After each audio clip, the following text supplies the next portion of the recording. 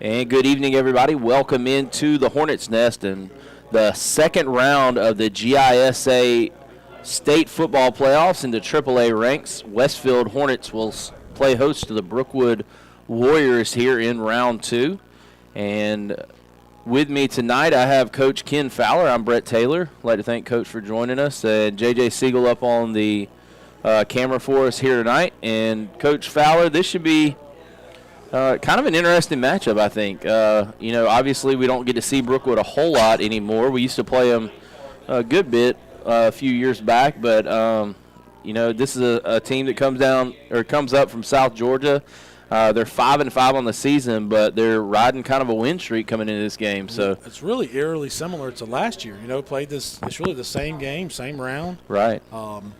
We end up playing to a overtime game where we have to hold off a 2-point conversion to hang on to win. Right. I think on paper, and the game's not played there, but on paper, I think maybe they lost more than we did. Right. That's a graduation, so you have to feel good about that.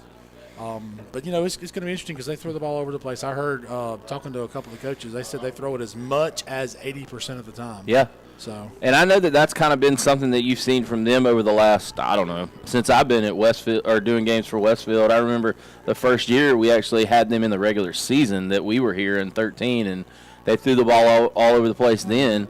And I know that we played them a few times in the playoffs. Obviously, you mentioned last year. And we'll take a quick look at the actual bracket. I have it up here on the screen, and at the top part of the bracket you'll see this is kind of the, I don't know if we want to call it the Elite Eight, whatever you want to call it, round of two.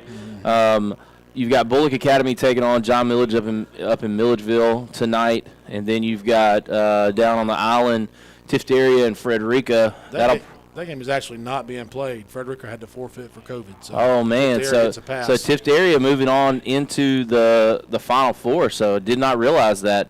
So we'll move them over. So Tifteria will play the winner of Bullock Academy and John Millage.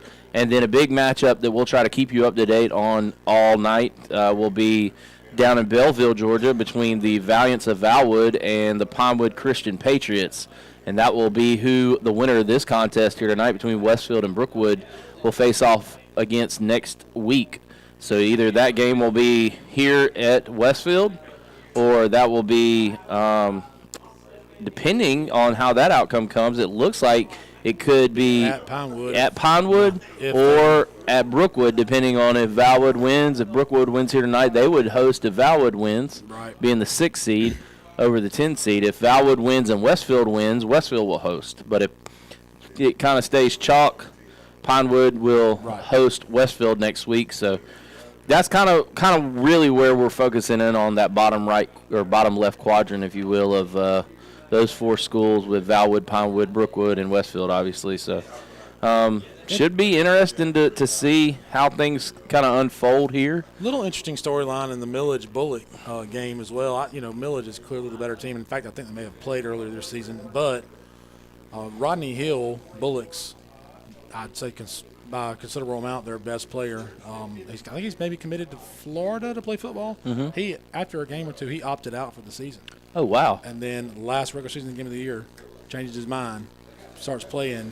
He was key player in the overtime win over Bethlehem last week. Right. So, so he gives Bullock a lot of confidence, obviously. So we'll see if that makes a difference or not. I would bet Millage probably still is 3 to 4 touchdowns better. We'll see. I don't know. I haven't seen. Well, hey, the ball's oblong, and that's why they play the games. That's why they roll them out there. That's right. See what happens. We'll quickly go through Westfield starters here tonight. We're again kind of starting a little early just to try to get in some of the aspects of the playoffs and just kind of bring you that different angle. But tonight here on offense for Westfield, they'll look like this. At quarterback, number 11, Hunter Kirkley.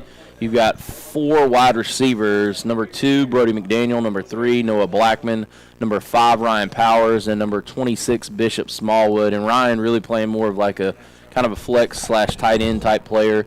The line looks like this: number 33, Dean Massey, number 50, Seth Andrews. Hudson McGee will be down on that line, number 52, and number 62, Cole Miller, and then number 72, Tanner Roberson. And let's see, we've got our captains here tonight as well. For Westfield, you've got number 5, Ryan Powers. Number 55, I believe that's Luke White. Correct. And number, is that 72? Right, Tanner Robertson. Yep. Excuse me. I can't quite make out. Let me see if I can see. 62, who's actually not on our roster for Brookwood. And then 44, Grant Gaston. Number 5, T.J. Thomas. And number, was it 8, I think, Colin Clark. Yes. And Yeah. I think that's a 62. Is it a 52? Maybe it's Mac Duck. That's probably right. 52. He's one of their key players. Those guys are all a part of the list of guys I was given for players to watch tonight, along with the number 25, Caden Giles, who is a pretty good defensive receiver. player.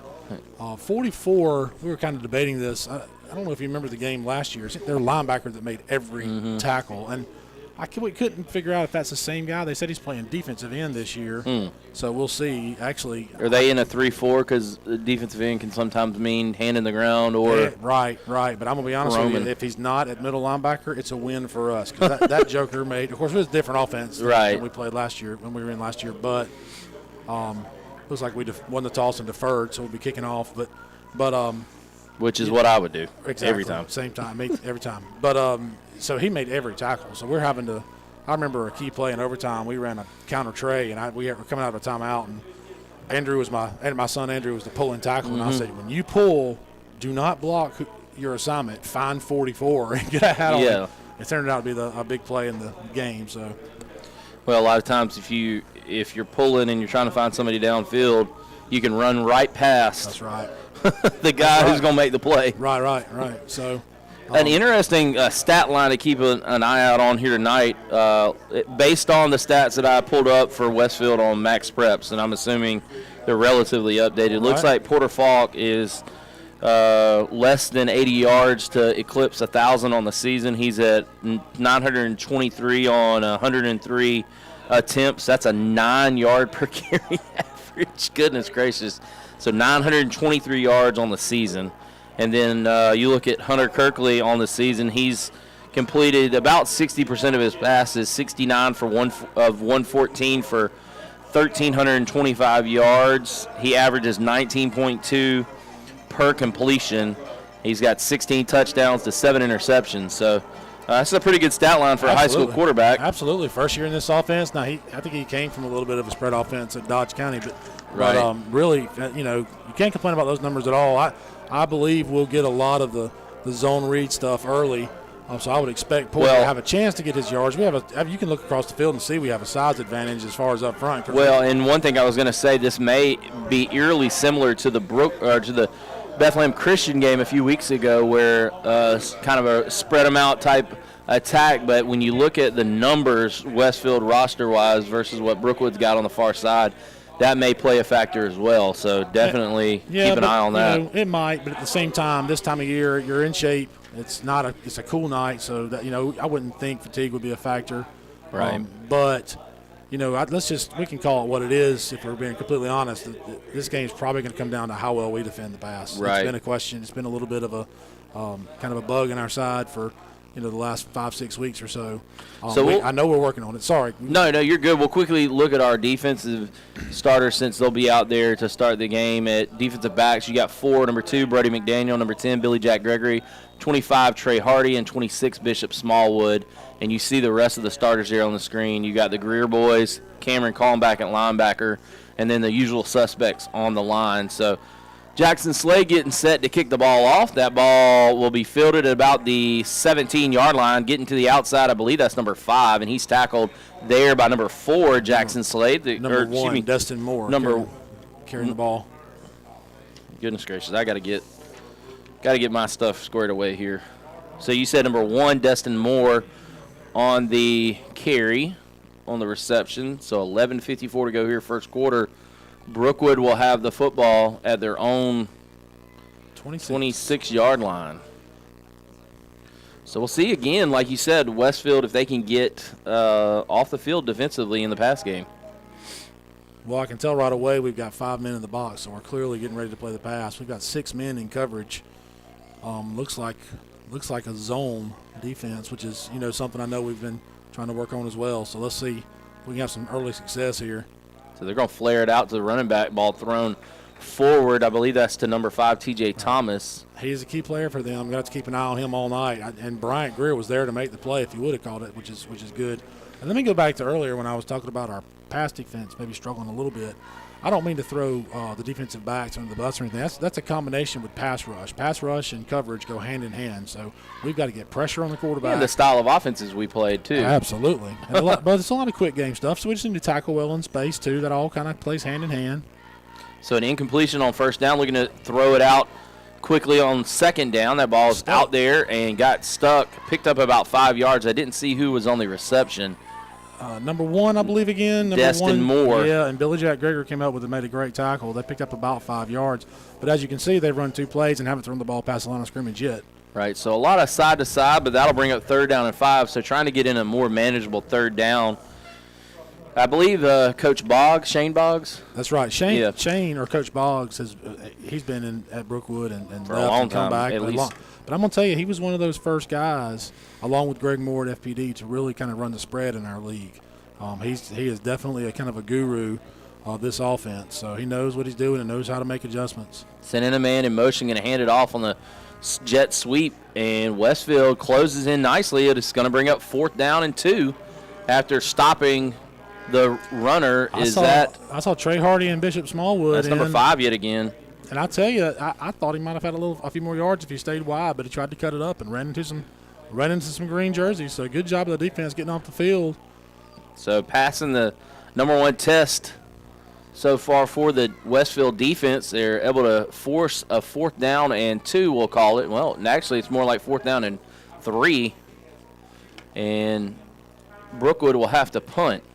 Oh, they're looking to fake it, and they throw it out, and I think they're going to have enough for it. Wow, pulling out the bag of tricks early, and that'll bring up a 1st down and 10 for Brookwood. They can't convert on 3rd down, but they do on the fake punt on 4th. Well, that tells you there that Coach Boggs, with his experience, knows that this is probably going to be he's hoping going to be a shootout. So he knows he's got to keep possession and try to score when he gets the ball. So Westfield will go right back on defense. You got a 2-by-2 look with a back in the backfield, getting it out into the flats and picking up about 6 yards is number 1, Destin Moore, yet again. So that seems to be the go-to receiver for the quarterback there. And I got to get a number on the quarterback. It looks like number 3, Raj Waldrop, is the quarterback. He's a sophomore. And they've played Southland, I believe. Well, yeah, not it was that long like ago. 16 to 15 to end the season. season. Yeah, and I talked to some friends down there, and they said he's a very good quarterback, young though, and they told me to look for a lot of short game passing, which is all they've done so far. So. Right. So Waldrop to the line, and going to hand the ball off to number 8. That's Colin Clark, and he's turned back inside, going to pick up about 3 yards. He'll be just shy of the 1st down. It'll bring up 3rd down and 1, we'll call it. Yeah, getting the plays. Coach Boggs is getting the play. They look for him. You may want to check it at the line. They have that capability. So we'll zoom out here and take a look. Waldrop going to hand the ball off again, and I think he gets enough for the 1st down. He's going to push ahead for 3 yards, and again, another 1st down for that's Colin Clark, the Warriors. But I'll tell you, pay close attention because they're running behind 44 a lot. He's their tight end, Grant Gaston. Plays some tight end, plays what they call maybe a little H-back, which is kind of a hybrid fullback spot. Right. So look for them to run behind him when they get a chance. Right there's the H-back there. He's kind of lined up behind the line. So sending him in motion, looking to throw to block. Right, running behind him. A good stick right there. Yep. By the safety. And again, Destin Moore on the reception. Why are they stopping the clock? Got a flag? That's got to be where they threw it. It's got to be on them. You would think it's a hold because the type of hit it was. Can't imagine it was a face mask. Formation. Yep. So that'll back up Brookwood 5 yards and bring up actually 1st down and 15. All right, we got them behind the chains now, so we need to make a play here. Let's get them in 3rd and long, give ourselves a good shot here. So Westfield trying desperately to see if they can't get off the field. They thought they were off the field, but a fake punt extended the drive for Brookwood. So 8:29 to go here in the first quarter. It's 1st and 15 for the Warriors. Waldrop in the shotgun. Sorry, go ahead. No, this is okay. Brookwood's run, 4, 5, 6 plays, and they still haven't gone 20 yards yet. So, again, throwing the ball behind the line of scrimmage. Westfield comes up, makes the tackle after a minimal gain. That's the number 5, T.J. Thomas. On the tackle there, number 5, Ryan Powers for Westfield. I'm sure Brookwood's game, and I haven't scouted them. I've just heard a little bit about the short passing game, but they're waiting to see you and get sucked up on that fake, and they'll try to throw something over your head. Short, then go. So you got to be disciplined at safety. Make sure nobody gets behind you. So 2nd and 13 for Brookwood. Waldrop in the gun, and they're going to check the play at the line of scrimmage. Westfield walking Kalmbach down from the linebacker spot. We'll see if he actually comes or drops out in coverage.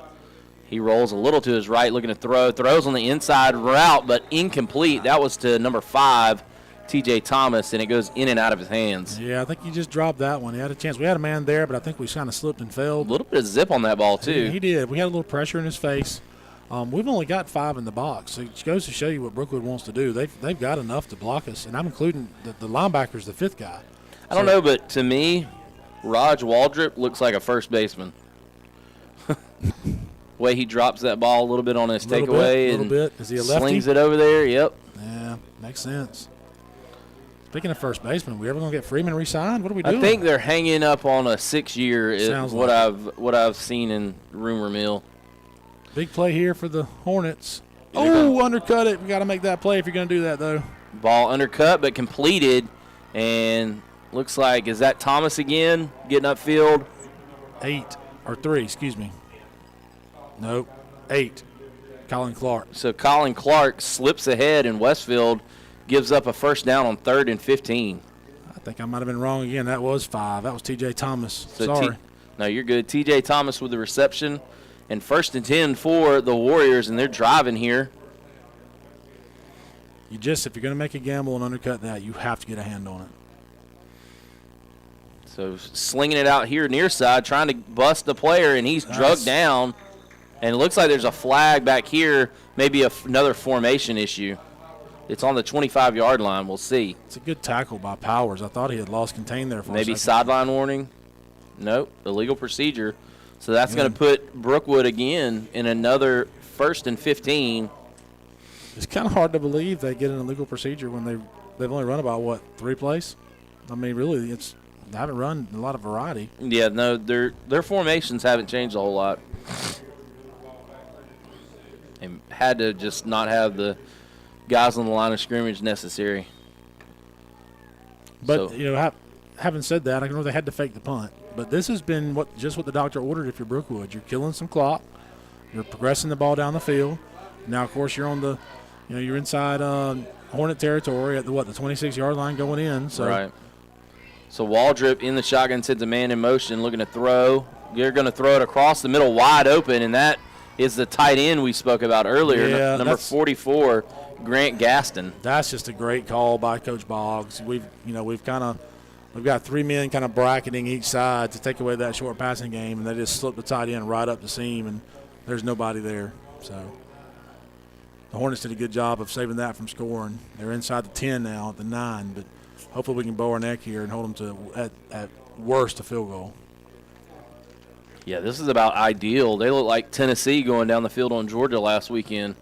Right. On first drive, and then we'll see if that continues. But right now, they're dialing up everything they need. Waldrop rolls out to his left, looking to throw, has a little pressure, and the ball thrown away out of bounds, but right at the feet of a receiver. So that will be no intentional grounding. 2nd and goal from the 9-yard line. Yeah, that play was kind of a non-starter there. Pressure was immediately on him. We had good pressure from the right end. It's difficult to make a short throw here on the short side of the field where you really got the sideline hemming you in. 2nd and goal from the 9, 6:09 to play here in the first. Looking to throw a deep out, and that's going to be caught. No, incomplete. The defender slipped on the play, and the receiver could not haul it in. Really was a pretty ball. I thought it was a catchable ball. I'm not saying it was an easy catch, but it was a good ball. So the Hornets maybe caught a break there. Let's see if we can get a stop right here on third down. Was that number 7, Kelton Lewis, on the reception or on the intended receiver? I really thought it was 1. Is it 1, Destin Moore? Yeah, I thought he ran a little out route there. So 6:03 to go here. It's third down and goal from the 9-yard line. Waldrop in the gun. Send a man in motion. Looks like we've got a timeout. Coach Kinsler going to call timeout here for the Hornets. And we'll take a quick break with them. We'll come back with the rest of this drive right here on the Middle Georgia Sports Network. I chose to get the vaccine because I did not want to risk getting sick myself and taking that virus home to my family or to my elderly grandparents. My mother and grandmother are cancer survivors, so I just want to make sure that I'm as safe as possible. I did it for my family, to keep them safe and to keep me safe. There is a choice now, and I chose to make that choice for my friends and my family. Welcome back inside the nest. And the Hornets on defense here to start the game. 6:03 to go, first quarter, and Brookwood is driving. We're coming out of a timeout called by Coach Kinsler on defense, trying to get his Hornets ready to go here for this third down and goal from the 9-yard line. Coach Fowler, what are you looking for? Something across the middle that got them down there? Possibly, but, I don't know. They may be thinking it's 4-down territory here. Maybe they go short game again, see if we can get half of it. And, we got 5 over there in space on Bryant Greer. That's a – Well, unless they go quarterback run, they're probably not going to run it. But I say that. They send a man in motion, and they're looking to throw to the tight end. Ball knocked up in the air. And that was tackle eligible, actually. Wow, what a play. Yeah, tackle play call, eligible. That's the number 62 or 60. Must be 52 maybe, Mac Duck, possibly. That's the one I thought was 62 earlier. I think it's actually a 5:52. So 5:57 to go here in the first quarter. I didn't catch him as eligible when they lined up, but he is the starting right tackle. So that was a definitely tackle eligible play, and we did a good job of recognizing it late. But thought we would have made a tackle if he would have called it. So it looks like number 22 coming in, and that kick is wide up. Right? Is it wide right? No, it is. No good. So Oscar Thompson comes in and misses the field goal attempt, and Westfield will take over after the missed kick. Should come out to the 20. The 20-yard line, because in high school football, that virtually is like a touchback. That's right. That is a huge stop. And, they ate up a large part of the first quarter with that drive. Which started at their own 26-yard line, drove down to the 9, and so ate up, 6 minutes and 7 seconds. So we'll see. But, if you ask Coach Fitzpatrick, hey, they're going to burn up 6 minutes on the first drive, but they're not coming away with any points. Okay, we'll take that right now. Right. So only thing you really lost was a timeout on that drive. Right. Now that's right. Stay on schedule. I would expect to see a heavy dose of run, but I don't know. They had some things in the passing game they said they liked as well. So, we didn't block much on that play. I can't. Wow. What a good job up front by Brookwood there. Porter Falk nowhere to go, loses yardage on the play. That'll bring up 2nd down and 12. So you may be forced to go to the pass game. Yeah, it is a 3-man front. You mentioned earlier what we call an odd front, I think. Let me see how they line up here. Well, it looks even now. They've waltzed. Yep. Looks like they're going 4-2 type look. Yeah, and they 4-2-5. It's pretty common. Right. They've got that extra backer as some sort of cover guy, and nowhere to go there again. We've had a little problem here on 1st and 2nd down of blocking them. They're moving around a lot, and they're playing some games with their D linemen, and we're having a hard time picking that up. So 3rd and 12 again for the Hornets. No gain on that play, and looks like Westfield again trying to settle into this game. Defense comes away with a big stop. Kirkley going to drop back, looking to throw, and gets knocked senseless there by 44. That is Grant Gaston. That's their guy. You got to find a way to block him. And Kirkley comes up slow. Wow. not the start you wanted for the Hornet offense. Yeah, some problems up front, which we haven't had much of this year. I figure that'll get fixed. So. Yeah, I mean, even against JMA, you didn't have really blocking issues up front. It was more or less bogging down at times, but yeah. Well, there's an easy fix to that. There's a lot of easy fixes to that. First thing they can do is bring Powers down to tight end, and now you've got them numbered, so you can just run right at them. But right, we'll kind of see what he does next possession. They about got to the punt there, but we got away a good one. So that kick from Cole Miller will be deadened at the 42-yard line. Down, excuse me, not deadened.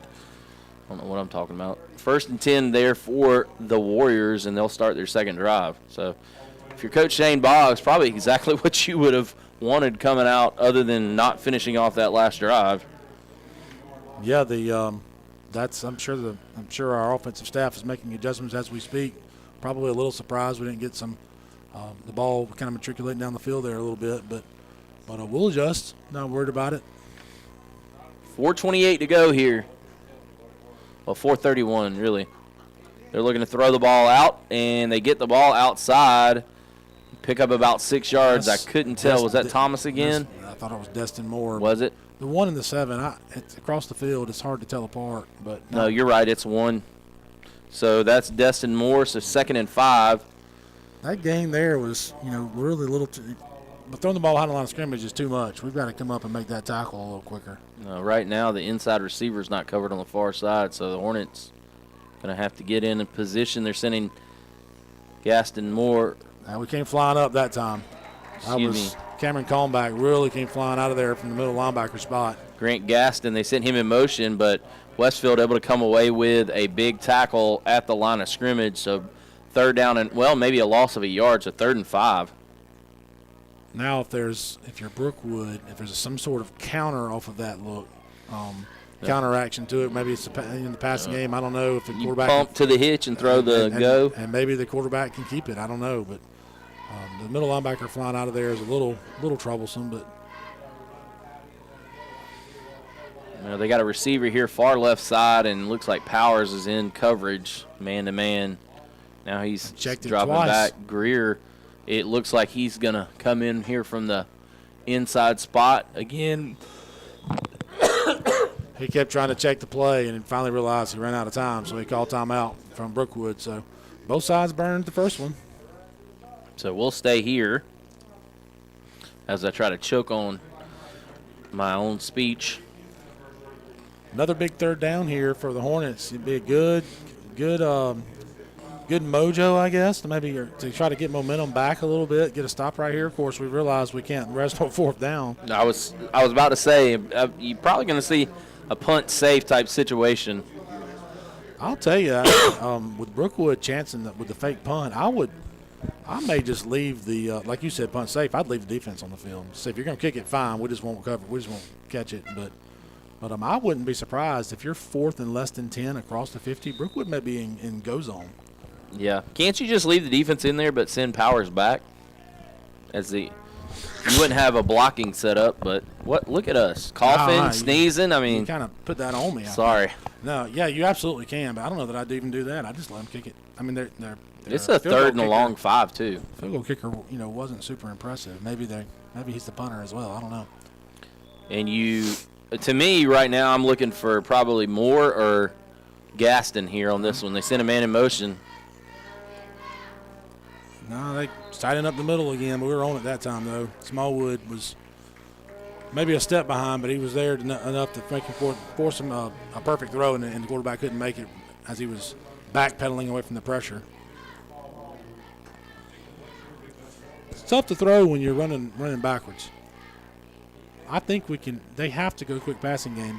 Quarterback can't hold the ball. We're running through their offensive line. Yeah, we're definitely punt safe here.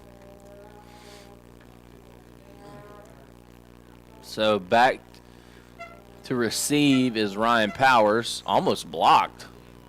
Oh, Ryan, fair catch it, son. Oh, Ryan doesn't fair catch it. Maybe, is that an interference with the? Did they throw a flag? I saw something go up, but I didn't know if that was a football or. That might have been something on the sideline. You're right. Something got thrown up in there, but I think it was on the behind the shrubs over on the other side. I thought it was a flag. So 2:51 to go here in the first quarter. Westfield will have possession at their own. Oh, there was a flag, but it was back here. Huh. What happened? A block? Personal foul. For something on us. Oh, that's become too common the last part of this season. Personal fouls. Coach Kinsler didn't like it, but you never like it when you get a 15-yard penalty. You know? That backs you up to about your 11-yard line to start this drive. So Westfield has taken over their own 20 and now their own 11-yard line. I'm sure the offensive line was challenged there during the other possession, so they come out playing a little better. High snap, controlled, but nowhere to go. Yeah, they are. We've got linemen running down the field and white shirts in the backfield, so I know that's got to get cleaned up, and I know it will. Maybe, it might be that we need to try to run wide a little bit here.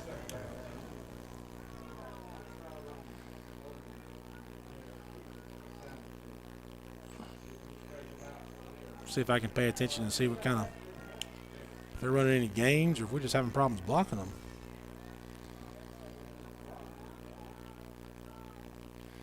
So Kirkley in the backfield, and going to throw it out to Porter Falk in the flat. He gets upfield but doesn't pick up anything.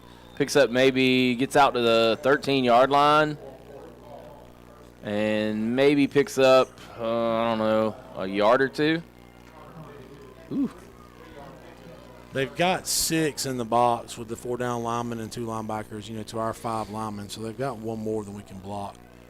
That's I guess essentially it. But that means we've got to win 5 of those blocks and then, hope the back can make the other guy miss.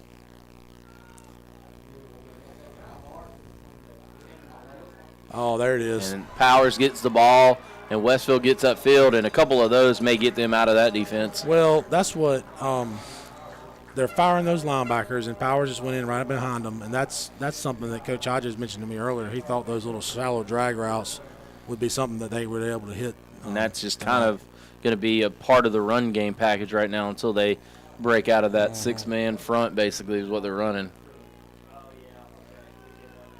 Did it again. Tried to run it the other way with They got it to Porter out here in the flat. He cuts back. Good job of trying to get back out to the sideline by Porter. They just flipped the play and ran the opposite. They let the other slot, which was Noah Blackman, run the drag route that time, trying to hit it again. Brookwood kind of sniffed it out that time. But the other thing that we haven't really run yet is some of those screens we've run a lot this year. You'd think if they're going to be that aggressive, we should be able to hit a screen behind them. Tell you what, start running that slot man in motion and pitching it forward to him, letting him get on the outside quickly. Might be good. We've done some of that. Then after a couple times of that, fake that same pitch and keep it with Kirkley up the middle. See if you can't stretch him a little bit. Dropping back here, Kirkley looking to throwing the deep flag pattern. And Powers almost comes away with it. I thought he pulled it down. Tell you what, the offensive line gave Kirkley a great pocket to throw from there. So that'll bring up 3rd down and 5 for the Hornets.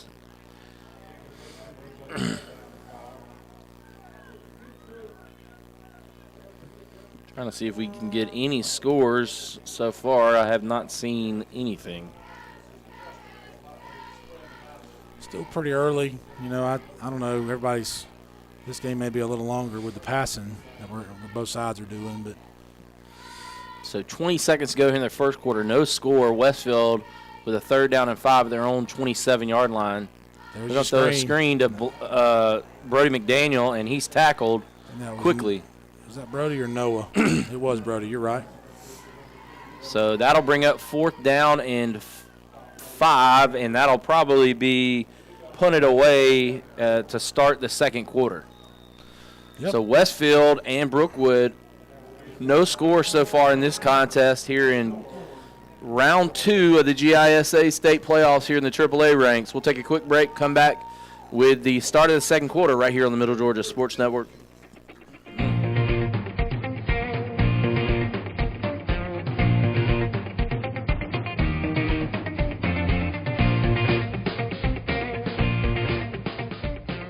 Westfield is a challenging environment. It's a Christian school, it's a Christian environment. And it provides students with great opportunities. Definitely all the teachers, they prepare you for college, they help you with some problems that they'll give you some real life experiences that will help you with college. Every teacher that I have in any of my classes is always telling us that they're here after school. They're always willing to answer any questions we might have.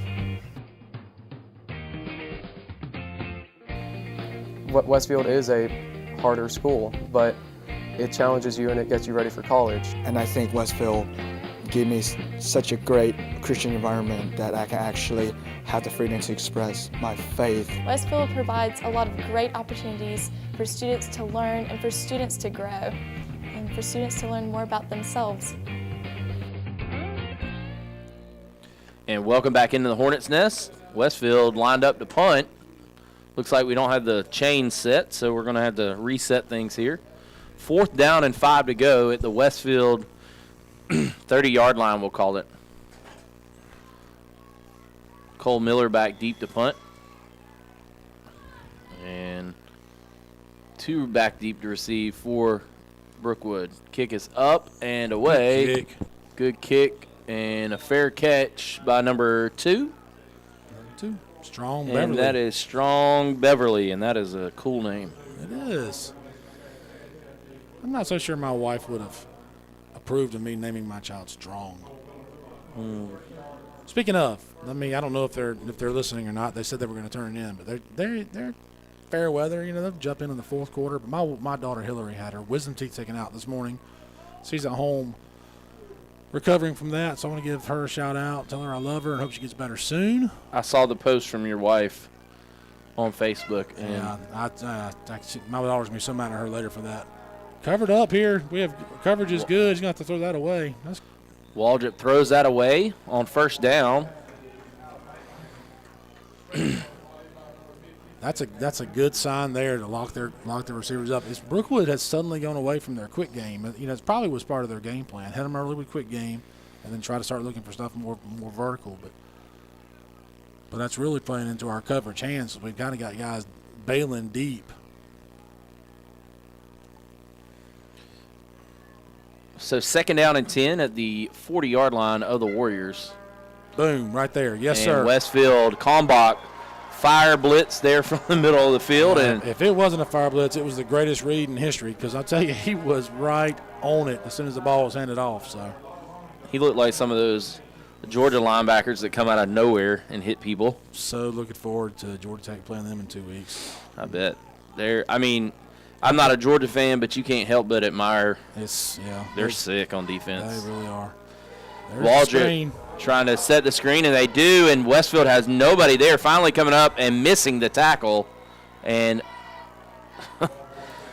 goodness gracious, Brookwood picks up the 1st down. You got to feel that as a defensive lineman. You're not going to get turned loose. So when that happens, you got to immediately turn around and retrace your steps and hope you can get in the way of the pass. But didn't work out that time. It's a big play for the Warriors to pick up that 1st down out of 3rd and a mile, 3rd and 15 or so. So bow your neck right here. Here we go again. So 1st down and 10. Waldrop looking to throw it out. Ooh, almost picked off. Great pressure by from Luke Greer. White. Great pressure from Luke White from the inside. Really forced that ball to come out early, and he didn't have time to put it on the receiver. And again, I mentioned that earlier with the coverage goes hand in hand with the quarterback pressure. So you get quarterback pressure, and he throws up a ball that we almost get to intercept. So here locally, actually, Perry on top of Flowery Branch, 14-0 in the first quarter. Great news. Northside on top, 14-0 on Douglas County over the MAC. Awesome. Keep rolling. What's Warner Robins doing? That's what I'm wondering. I don't think they start until 8. That's the game of the night there, other than the Brookwood Westfield. Warner Robins and Cartersville. Sorry, almost. Ooh, the inside receiver got away with a little bit of a moving his foot. There. Missed tackle. Did tackle his hand warmer. Ooh, got thrown down, and that's going to be a personal foul on Westfield out of bounds. You've made a good play. You've got him stopped short of the 1st, and we just got to have a little discipline right there. Bleckley County trails Callaway 14-7 in the first quarter. So that's going to be a 1st and 10 for the Warriors, and the Hornets are kind of shooting themselves in the foot on defense right now, giving up a big first down on a 3rd down and long, and then now another first down after playing pretty well on, was that a 2nd down play? I think it was, yeah. So it was going to be about 3rd down and 6 or so, and instead it's 1st down and 10 from about the 26-yard line of the Hornets. So Waldrop going to pitch it out, and there's got to be a hold over there. There was a massive bodies for sure. Dean Massey into the game at middle linebacker for Cameron Cohn back there. I think the coach wanted to talk to him after the last penalty a little bit, so I'm sure he'll be back. But again, the field goal kicker has already missed one. Let's see if we can hold him right here. Our offense is going to get it going, and that showed signs of that last drive. So sending a man in motion. Kind of back to where they started on offense as far as their scheme, throwing that short game to 1 and 2. So that ball out of bounds at the 21-yard line, and that'll bring up 3rd down and 5. Big play right here, Hornets. Let's go. You would think this is, like you said, 4-down territory, but we'll see they're running almost the exact same play. They're going to fake it, slipped it, and that's the one we worried about earlier. He caught it for a touchdown. Wow. Yeah, that's what we were worried about earlier with that fake and then releasing on the vertical route. So it really wasn't a great ball. It got through there. No, it somehow got through there. I thought it was knocked away and then picked off, but Gaston was able to come away with a touchdown, and it's 6-0 Brookwood. This has been about as ugly a first half for Westfield as they've had all season. But you really kind of hit it on the head earlier. It reminds you a lot of the Bethlehem game. It's we're a little sluggish coming out, and they hit a few things, and we're trailing. And pan down just a little bit, JJ, if you don't mind. There we go. And we'll zoom out here and see how the kick goes. And I think maybe he squeezed it in there. He did. That one looked a little better than the try earlier. So we'll stay here, but Westfield trails 7-0, and Westfield will get the kickoff here coming shortly. And remember, we're a long way from halftime. I'm not trying to look too far ahead, but remember, we get the ball first, come out of the half, so we're okay. It's no reason to worry yet. We're going to get clicking on the offense a little bit. We're one big play away from taking the momentum back and being fine. First thing you need to do, as we learned against John Millage, is make sure we get this kickoff possessed and taken care of. Get possession. It's Westfield's got to start getting clicking on offense. I think they kind of set the tone offensively sometimes for how things are going to go. The defense has played well so far, but you're playing a unique style of offense that does a lot of things that are kind of, I don't want to say gimmicky, but very scheme and formationally challenging. So, well, as we mentioned earlier, Coach Boggs has been doing this a long time, and he knows his offense, knows his personnel, and he had a plan coming in, and right now they're executing it. And we'll be fine too. We'll need to make a couple of adjustments, but we'll be quarter.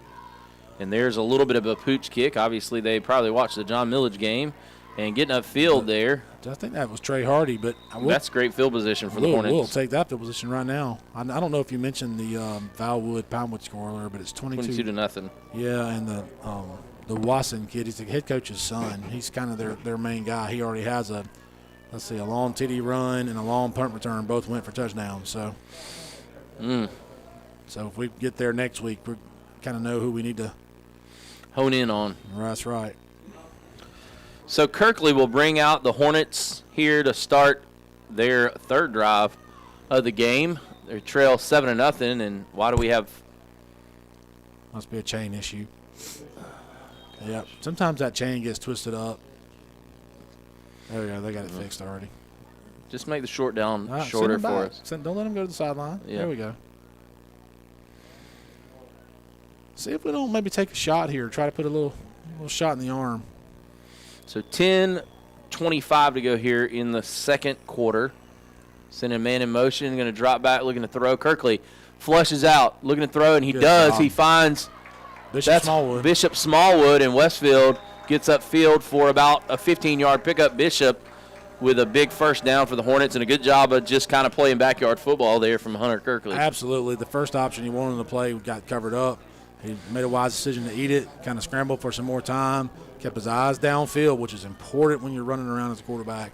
Sees his man kind of settle down in a holding zone and hits Bishop and able to get a few yards after the carry.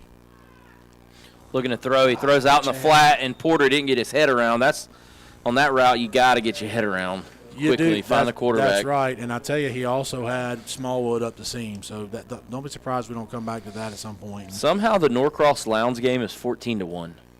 That can't be right. That can't be right. Sorry.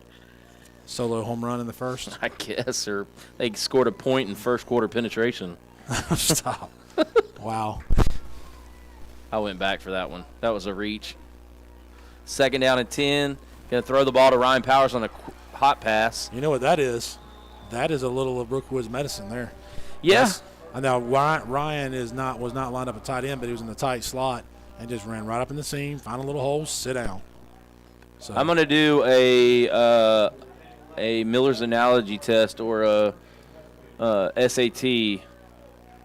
What's his name? Grant Gaston is to Brookwood as Ryan Powers is to Westfield. Sorry, that took a lot longer. A little bit of a reach. There's your shot. Oh, the and receiver he broke off the route. I think the safety, and I don't know if it's an option route, but the safety was on top of McDaniel. So in seeing that, I don't know. And again, he may have just got his feet twisted up. I have no idea. But luckily, the ball was thrown so far that Brookwood couldn't make a play on it. So no harm, no foul, which that's a no gain. So Peach County trails Monroe area in the first quarter, 14-10. Let's see other score. Jones County tied with Eastside up in gray. That's 7-7 in the first quarter. Now Powers is at tight end. They've got guys coming. They're trying to get a blitz going here. There's a play. If Kirkley keeps that. Yeah, I was thinking the same thing. I thought that's what I was grunting for. If he keeps it, he's got a touchdown. That may have not been a read, though. So 3rd and 6 for Westfield after the 4-yard pickup from Porter. We'll keep an eye on how many. Oh, I was going to say, and I haven't mentioned this yet, Kirkley, he's 37 yards away from a 700-yard season rushing. So we had a penalty on that play. Wow. So we'll get the down back, but lose the yardage, I guess. 2nd and 15, 2nd and 14 maybe. No, a full 15. What do we do? Formation. It's always fun. Mm-hmm. So 2nd down and 15, we'll call it. The Hornets have found a little something in the passing game. Obviously, they're kind of exploiting. Powers in the tight slot again. They're going to throw across the middle over to Power. Oh, he could not hold on. He never really he kind of caught the point of the football and was trying to hold it. And number 5, T.J. Thomas, came in and raked at it and couldn't finish the catch. But 3rd and 15. But, if you get half of it here, you got to believe you're in go territory here for the Hornets. So I think you throw a run play at them here. I'm gonna tell you, if they could do a quarterback draw, something to pop Kirkley. Yeah, I think he could really have some room to run. As much as they're blitzing the passer on these obvious passing downs, if he could slip through somehow. How did Ware County have to go on the road to Calhoun in the 2nd round? That's a terrible draw for them. Sorry. We're going to throw a screen. Tunnel. Oh, what a move by Blackman. He's gone. Wow. That was some fancy footwork there from Noah Blackman. What a play by Noah Blackman. And just like that, Westfield within a PAT away from tying it.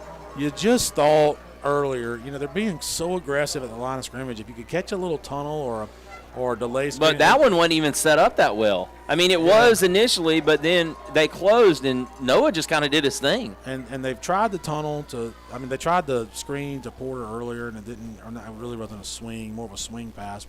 But they really kind of hit on something there. And Brookwood, like I said, was there, and the fancy footwork really made it happen. So Slade in. Ooh, somebody got tattooed. They came hard off the right edge, and Porter Fault reached out there and let him know. Woo! No, sir. Not I'm today. going to tell you what. He might not want to. He might not try that rushing the kicker again. I wonder if a particular news organization from Middle Georgia is here for Rib Rocker. That might be a nominee. Well, that was pretty salty right there by Mr. Falk. Well, you just described Porter Falk while he's competing salty. Yeah. So Coach Kinsler, as you can see on the screen, giving his kickoff team some instructions, and we'll see how things go here on the kickoff. But it's 7-7, and the Hornets got to feel good finally getting on the move there. You know what's going to come. Coach Robinson has been doing this, and I'm not trying to date him, but he's doing this a long time. So he knows how to adjust. 28-0 Pinewood on top of Alwood. I'll put you inside the huddle of the kickoff team there with go down and make Coach Kinsler. It was, hey, find number 5 and number 1, don't kick it to them. Those guys they can go. And they're huddled up there to make sure they don't know where to kick it.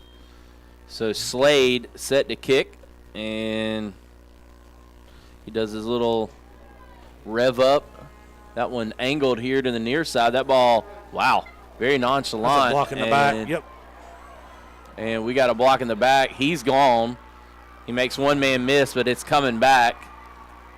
Or a hold over here or something. I saw the flag go, and I saw our man down. So it's definitely – I don't know that he called the one that I actually saw, but there was a call. So there's a flag on the play after the touchdown return from Brookwood, and it's on the 31-yard line.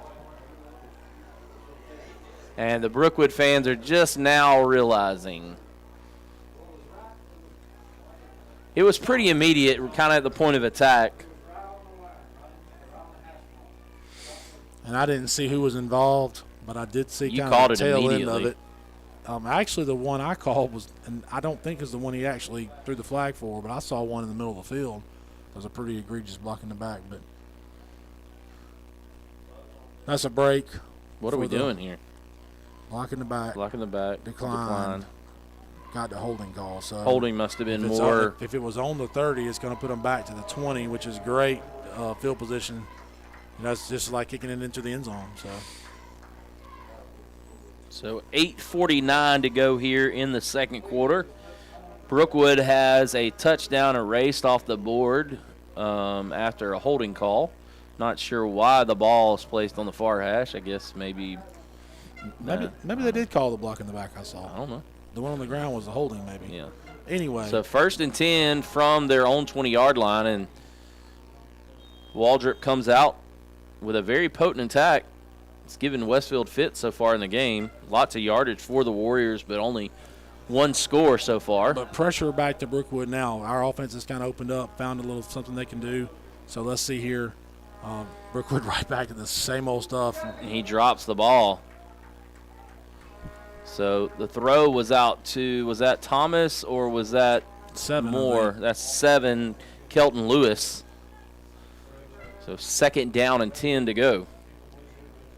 They've just shown no threat between the tackles, Brookwood. So you really can just widen out. Your inside linebacker can just run to the action. So Perry's on top, 21-0 over Flowery Branch in the second quarter. Dropping back to throw, trying to set up a screen, and a good job staying at home. Don't throw him down out of bounds. And Bryant Greer coming up with the play. How many times we called a Greer name this year on defense? And 3rd down and 11. The Greer boys just seem to be Brian and Brady. Both got a nose for the ball. Around the ball all the time. They really do. And they can run. They're kind of perfect. Bryant kind of fancies himself as a quarterback when he came here, and he is our backup quarterback, in fact. He can really spin it. But he just has that body type, that 190 pounds, 200 pounds. He's just a good size for an outside linebacker. Ooh, that's tough. Oh. Almost picked off here on the near side. He threw it before Gaston made that second break. I'm going to tell you, if Billy Jack Gregory sees that ball a second earlier, I think he has it and he's down the sideline for a touchdown. He just saw it a little late, but coverage was perfect. Had the receiver bracketed. This is more of what I kind of expected. Our defense is adjusted now, and let's see if we can get the offense to continue rolling. We should end up, if we could possess the ball here, with good field position and really be in a good spot. Ooh, almost blocked it. Not a good kick. Good. And Powers That's fine. fields it. That's a good job of fielding. That could have Absolutely. bounced a couple more That might have gone times. 10 or 15 more yards if he doesn't. So, yeah, that's a great job. So we're on the plus side of the 50 with a chance to maybe pull ahead here. So Westfield, after all their struggles, and I say struggles, they really only gave up one score, and the defense really kind of stiffened at times, but with a chance here, as you mentioned, to go up in the game. It's 7-7 after a great drive last series for the Hornet offense. Let's see if they can continue that success. Part of me wants to see them come out and take a shot right here, but I'll be honest with you, if I'm thinking with my head, I'm wanting to establish that running game. Yeah, because that's really what's going to wear down That's right. the opponent. And that's what they go with. And they're going to hand the positive ball yardage. off to Porter. He picks up 4, and they're starting to get a little bit of movement on that front line, and you can kind of see if they get past that initial blitz. Yeah, I'm going to tell you, if Brookwood's got 6 in the box and we've got 5 blocking them and we're getting 4 and 5 yards of carry, That's not good news that's a win for them. for us and not good news for them. So up in Milledgeville, Pinewood, John Millage on top 21-0 in the second quarter against Bullock. Faking the handoff and going to give it. God, I should have kept that. I think that's twice. Maybe if he keeps it, it's a big gain. It may be a touchdown. He may hit his head on the goalpost there. There's a read there that we have a bad angle on, and it may be that read at that angle is to give it, and then after he's given it, the defender is pursuing it. Yeah, I don't know, and again, it might not be a read. It might be just a straight stretch play. No, Pinewood 36-0 now. Yeah. Goodness gracious! Did tell you, Valwood get off the bus? The Valwood folks really thought they had stumbled on something with their running game. Our Southland folks all told me they really were good running power football at them, and I thought, well, that's not going to help them against us. We're going to be good against that. So Kirkley Run it.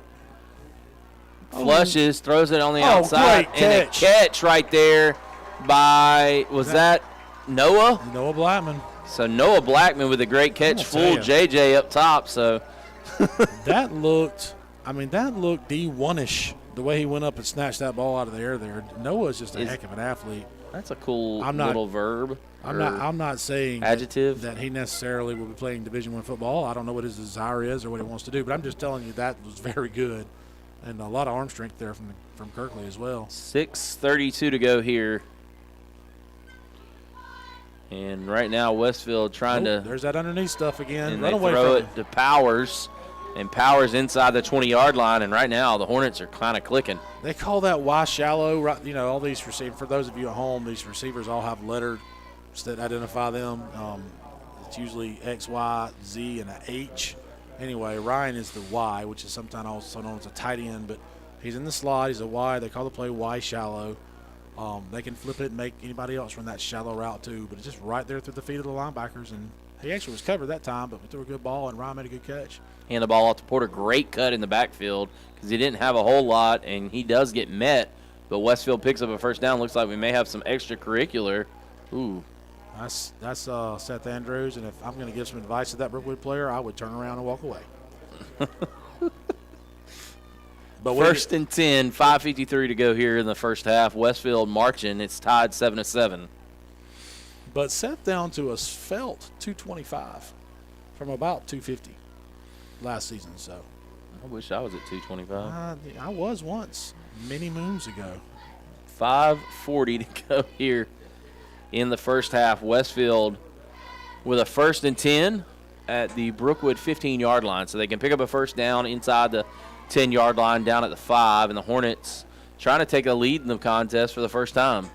Dropping back to pass Kirkley, setting up a screen. Porter, and he may score. He is. He is going to score. There's the screen. You had to know it was going to be there at some point. So and Cole Miller just absolutely planted somebody. Cole Miller doing Cole Miller things, because he is. I'm going to tell you something. He looks like a guy who just looking to hit somebody. And I got him in study hall, so I'm hoping he doesn't hear this. 'Cause I'm going to have to hear him gloat. Well, no, it'll be a whole week of no school next week, so maybe he'll forget. But so you won't have to see Cole. That's there's a better lineman, two ways, both offense and defense. If there's a better lineman in our league, I don't know who it is.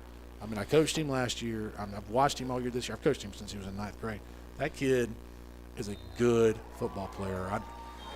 So Westfield goes up 14-7, their first lead in this contest, and Porter Falk puts the cap on that drive right there. Great job of Porter on the screen, and just a good play call, honestly. Yeah, Coach Robinson, you had to know he'd come to it eventually. And I know he's got Wyatt Young up top, and I'm sure Wyatt, with his experience and his eyes, have seen it too. But you had to know they were going to come to that screen at some point. And you know it's in the arsenal because the offense we run lends itself to a lot of screens. But just a really good job of recognizing it, setting it up, blocking it downfield, and Porter with the ball in his hands is a weapon for sure. I remember Wyatt Young going up I think it was Augusta going up for a wicked catch himself. We talked about the Noah Blackman catch on that drive, but I refuse to acknowledge that because I don't want to inflate Wyatt's already large ego. Wyatt he was a pretty good athlete in his own right. He really was. There's no doubt about it. It was funny, though. I caught him early in the season walking off the field with one of our players telling him, look, I know he was talking to you, but you got to really control yourself and not react. And I said, Wyatt, do you realize how funny that is right now? You're right. And he's like, I know, Coach, I know. But you learn. What I like is that's probably a good idea. Don't let that cat catch it again. And that ball bouncing all around. Maybe. Westfield has a shot at it. And I think they got it. Brookwood got on it. And a good job of the official coming in there quickly and making the call, because that's one of those where he gets to the bottom of the pile. And Billy Jack was in there trying to rip it away, but yeah, that's a brilliant kick because they recover it, but they're still inside the 25-yard line. That's a win for us, a chance to get the ball, and they stuck inside the 30. So what I like about that is Wyatt still calls all of y'all coach, because y'all all coached him.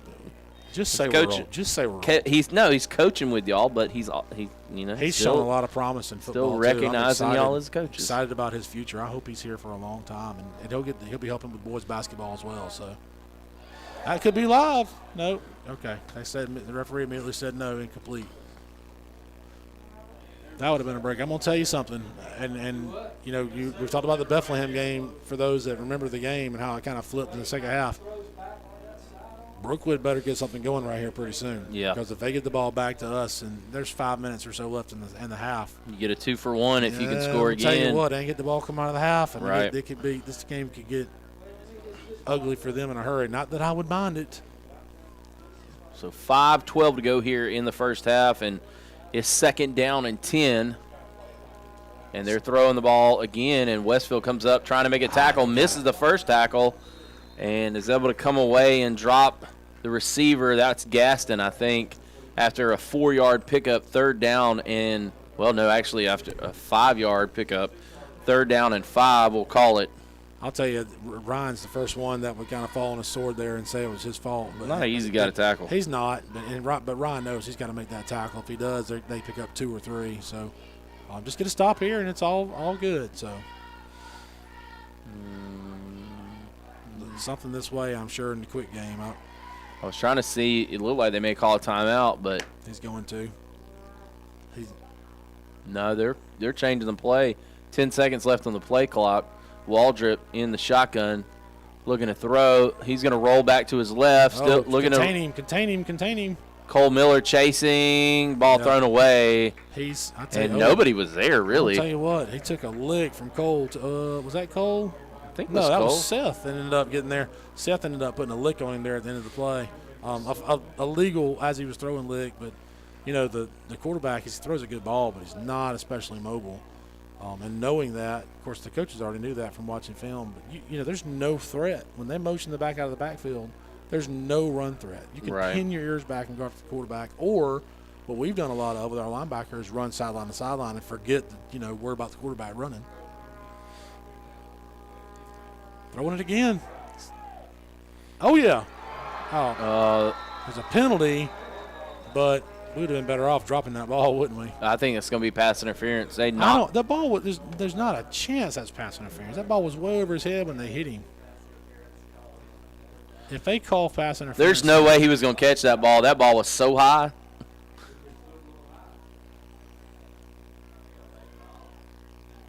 Pass interference. That's a terrible call.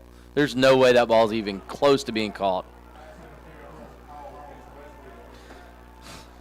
I don't know. That's just a bad if call. There's an uncatchable rule in high school football, so it doesn't matter. The ball was, by the time he got hit, the ball was like 3 yards past him. That's just not a good call. Yeah, I don't like it either, but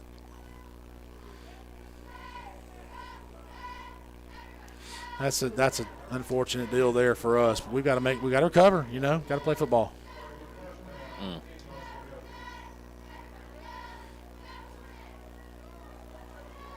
You just held them. Just do it again. Yeah, throw it there in the boundary. That's a good catch. Good catch by number 5, T.J. Thomas there. Kind of reached out one hand and kind of drew it in. Looks like he got right about 5 yards, maybe just short of 5 yards.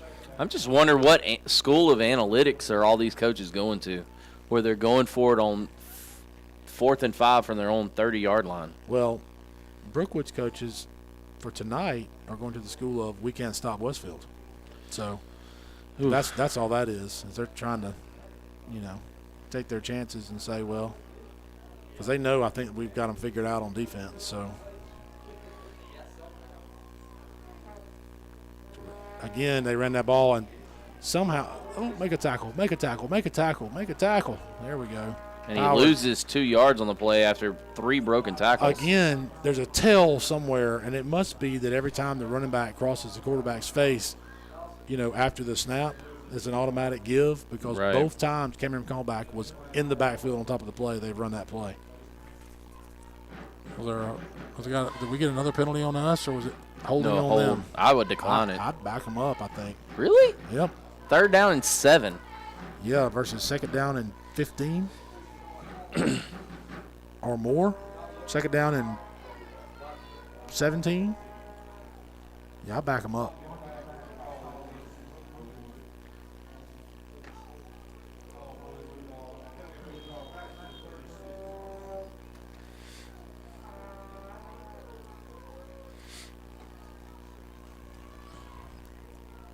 Third down 16. Or 2nd down and 16.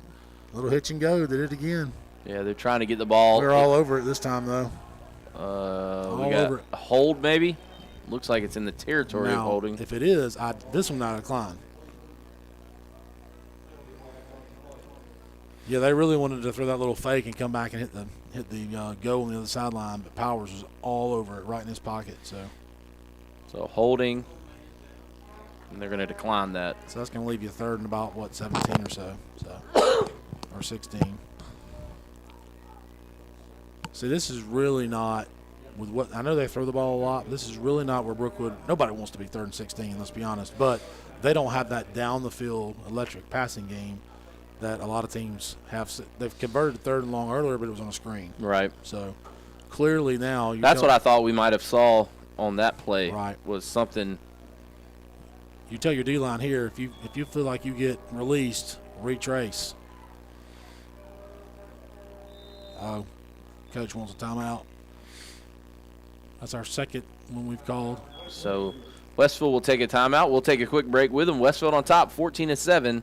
With 3:35 to go here in the second quarter. You're watching Hornet football on the Middle Georgia Sports Network. Together. Athletic. Friendships. Confidence. Challenging. Success. Rewarding.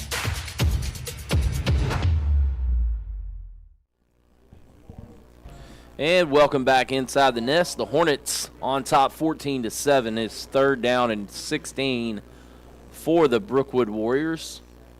And Westfield has allowed Brookwood to continue this drive after a pass interference on 4th down and 5, but come back right back on this series of downs, coach, and done a good job. They have. Getting Brookwood in a bad down and distance. You kind of figured them out a little bit. When you have those experienced coordinators like we do, they kind of figure things out like this. And And, Brookwood's in a tough spot right here because they got, do you take a chance and try to get the first down by throwing it down the field, but you risk turning the ball over? And if you do that, we're really behind the 8 ball. If they can get to half 14-7, you think, okay, well, we're still right there in the game, but you don't want to give Westfield an opportunity to get the ball back right here and go down and score before the half. Faking the handoff, looking to throw, going to throw on a deep post pattern. Great and play. The ball knocked away. Great play. That was Noah. That's Noah Blackman, and they put him in there. He doesn't regularly play defensive back. That's his position, but he doesn't start on that side of the ball. They put him in to defend number 1, which was a smart play.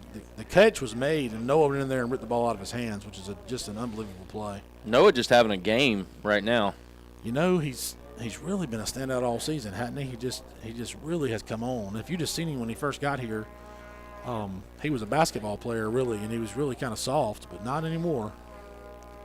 So actually going to get a punt here. Good kick. Get out of the way, Ryan. There we go.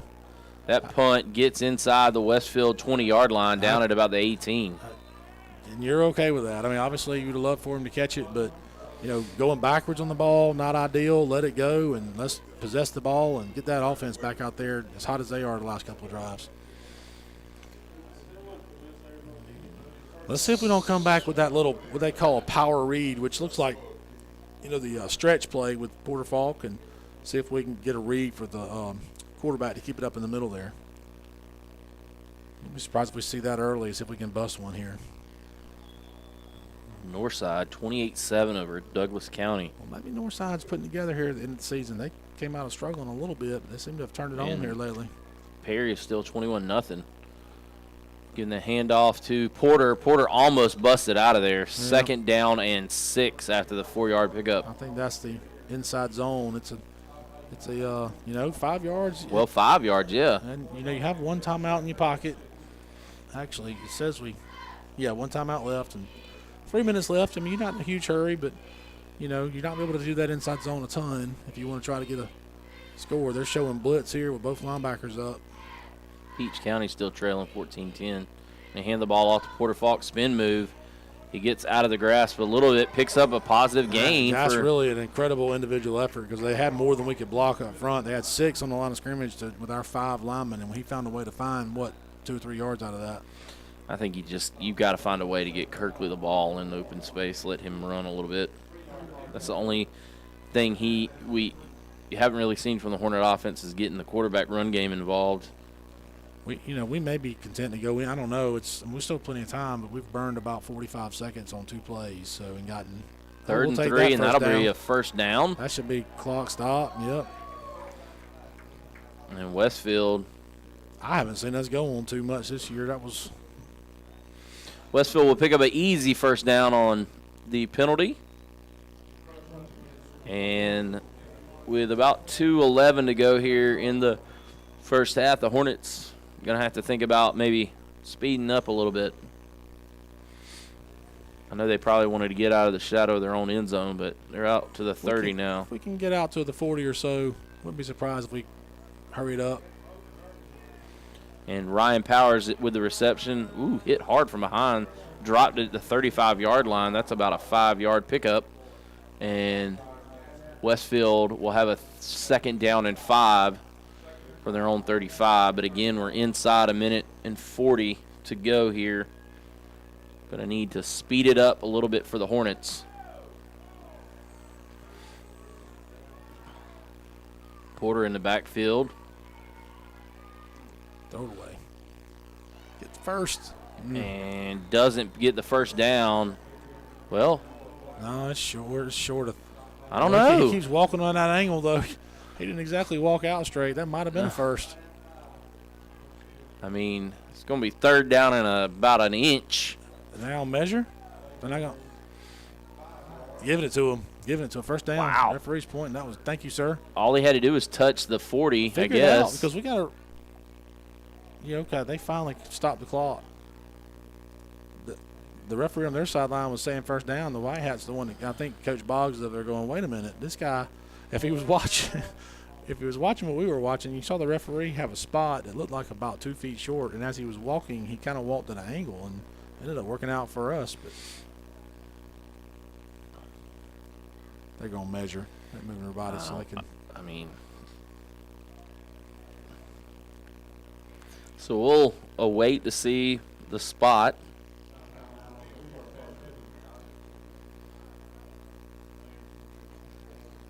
You know, I'm not on the sideline, so I don't. It's no sweat to me. I don't have to worry about it because I'm a very conservative guy. So I probably would be content to go in 14-7, knowing we get the ball coming out of the half. First down. I'm surprised. I thought he was short. The fan in me sitting over here wants us to take a shot and see if we can get something going, get across the 50, and then get into our hurry up. You need to be ready here because the clock's going to start as soon as the chains get set.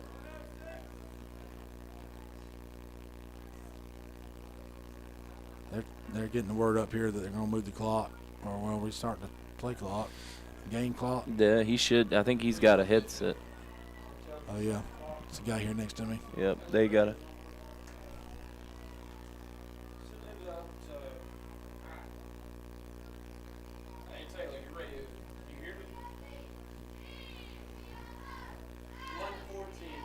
Yep, 114. So we're gonna get about that's 18 seconds. So I'll take that. We got it, Bishop. Thank you. Bishop's trying to give us the numbers on his hand. If he starts wiggling his earlobe or any of that stuff, second syllable, drop him back to throw. There's a shot right there. That's a good ball. Get there. A lot of hand fighting there. No flag.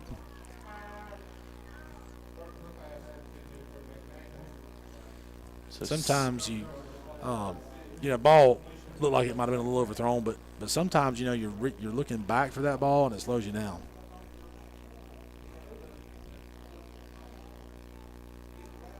Clock stops there on that one, so 2nd and 10 for the Hornets, and that might have been a feeler to see if maybe we could hit something, but let's see what we do here. Got a timeout. You would think maybe something across the middle too, with 1:07, 2nd and 10. We got there. Blackman didn't quite get a first down, so. Tell you what, the fact that he even got to that ball. I thought it was there. I thought he missed it. Yeah. Thought he threw him way out in front. Yeah, me too. Under 50 seconds here. Westfield getting the play in, checking their armbands. We'll snap the ball back. Kirkley looking to throw, going to throw the ball short to Powers, and the ball dropped. Man, had a pretty good game there. That'll put us on about the 45. If he breaks a tackle, he's got a chance to really do some damage. 4th and 2. See, now you're kind of in a tough spot. You needed that catch, so I think this is the smart play. Can't afford to give them the ball inside the 50 with their offense. They could score in a hurry.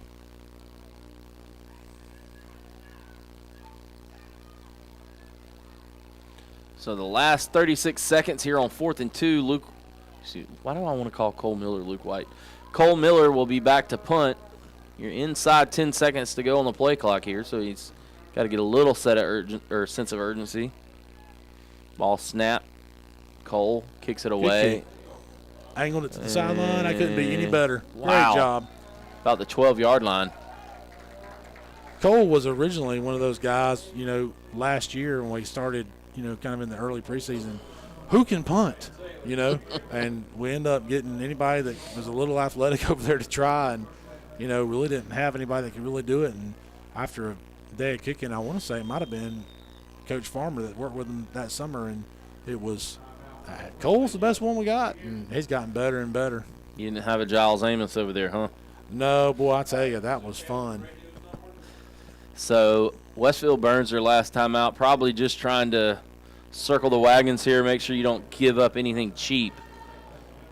We had a punter here. I say we. It was before I got here, but there's a guy named Wayne O'Neill, I believe, that punted here and ended up going to Georgia Southern to punt. And, boy, could he boom it. That ball would get lost in the lights when he hit it so high. And Giles was right there with him. I mean, Giles could really kick, too.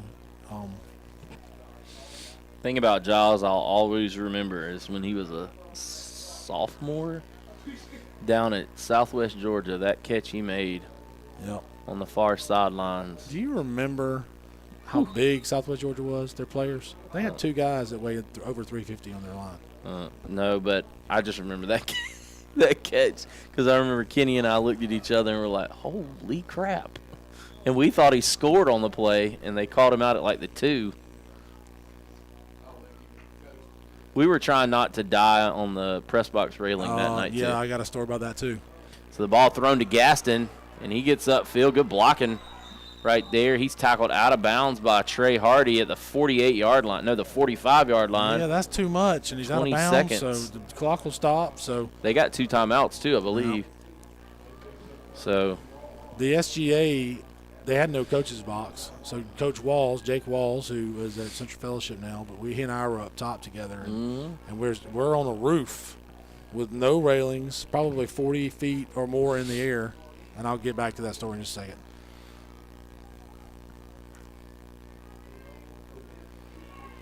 And looks like Waldrop going to run. Yeah, that doesn't scare you. They got to call timeout.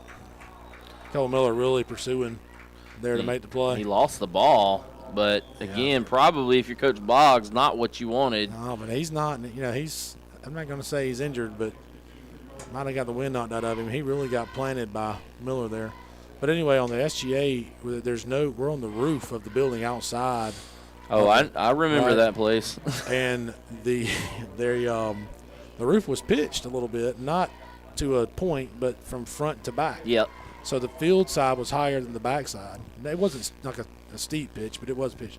Anyway, so we stand on the roof the whole time while we're up there, and so your toes were higher than your heels the whole. Let me tell you something. My Achilles tendons were so sore for a week. They hurt so bad. Holy cow. Perry is opening up one on Flowery Ranch 35-0 at halftime. Perry, you know, I think they might be ended the season ranked 2 in the Quad A. Is that correct? They were really high up there, but they've got a good team. And I saw the new coach at Georgia Southern spent the day at Perry High School the other day. That's watching Clay them practice. Helton. Yeah, Clay Helton. Jones County now has gained a lead, 21-14 over Eastside. And Northside 35-7 at halftime over Douglas County. Right. Good showing for the county so far tonight. Right. Well, don't have a score for Warner Robins. Bleckley's trails 28-7. Boom. Good play. Oh, okay. He made the tackle. Yep. That's at least going to force a timeout. Yep. They got the timeout. They may get a couple seconds back on the clock. But you're looking at a Hail Mary or some sort of trick play. Lee County in a dogfight at half with something called Cambridge, 21-21. Cambridge? Yeah. Not familiar with them. Me either. Norcross beating up on Lowndes 40-8. I don't know if that's accurate. Lee is in the fourth quarter. Not their usual self. What did they start at 6 o'clock? Who was this playing again? Norcross and Lowndes. Apparently Cartersville and Warner Robins knotted at 0.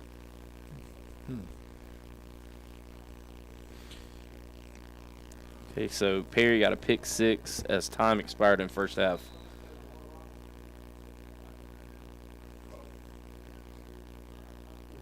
I wonder what the GPB game of the week is. That's Warner Robins. Is it? Yeah.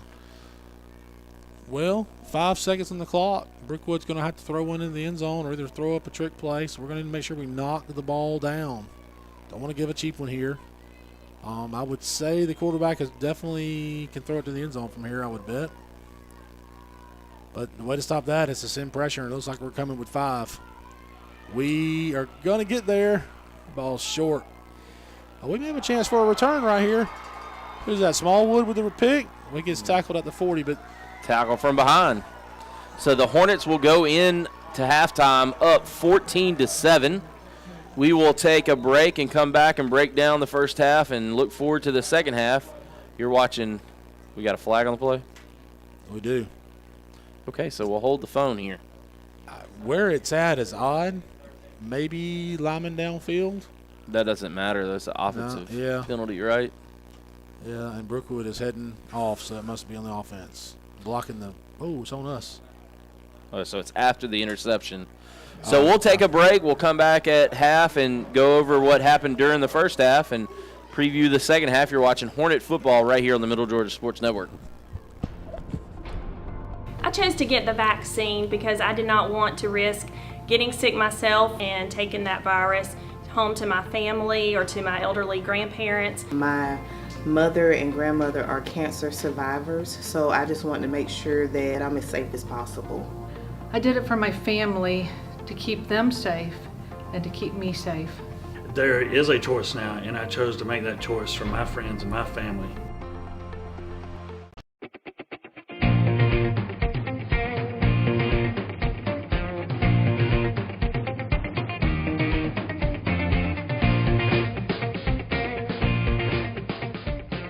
Westfield is a challenging environment. It's a Christian school, it's a Christian environment. And it provides students with great opportunities. Definitely all the teachers, they prepare you for college, they help you with some problems that they'll give you some real life experiences that will help you with college. Every teacher that I have in any of my classes is always telling us that they're here after school. They're always willing to answer any questions we might have. Westfield is a harder school, but it challenges you and it gets you ready for college. And I think Westfield gave me such a great Christian environment that I can actually have the freedom to express my faith. Westfield provides a lot of great opportunities for students to learn and for students to grow and for students to learn more about themselves.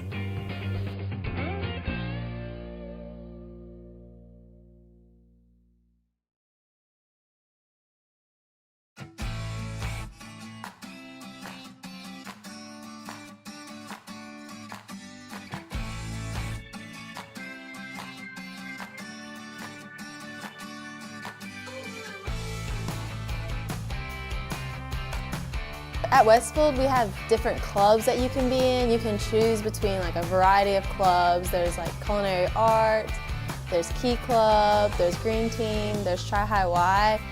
I'm currently involved in theatrical productions at Westfield. I'm involved with the school's One Act and several plays like Prayer Club and Tri High Y and Key Club, and I also dance. For Christmas, we decorated Christmas trees and we decorated door decorations for the nursing homes here in Perry. And I've gone and cleaned up some of the parks around Perry. Community service is definitely valued at Westfield.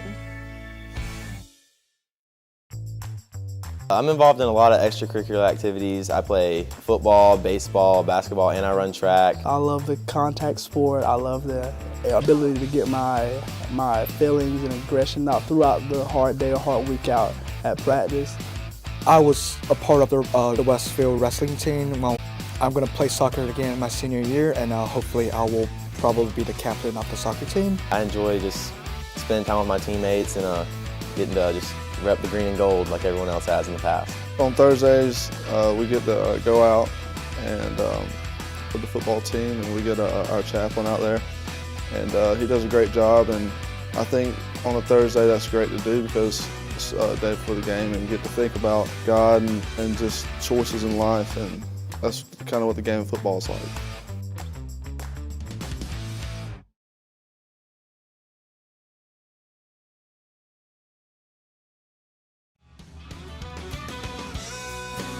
The Middle Georgia Sports Network is excited to bring to you another year of live prep sports action. Whether it's on the gridiron, the diamond, or the hardwood, MGSN has you covered. For the past 7 years, we have been there for region championships, state championships, and everything in between. We look forward to another 7 years of coverage, as you can always count on the Middle Georgia Sports Network.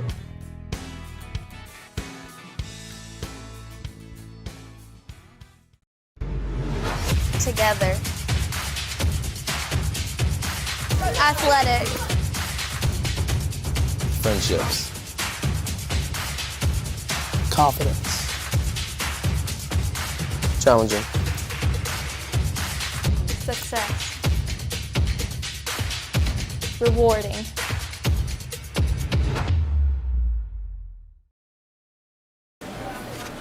I need 3 uncorked slushes. Adding strawberries to the sangria. Order up. Sonic uncorked slushes, ready for pickup.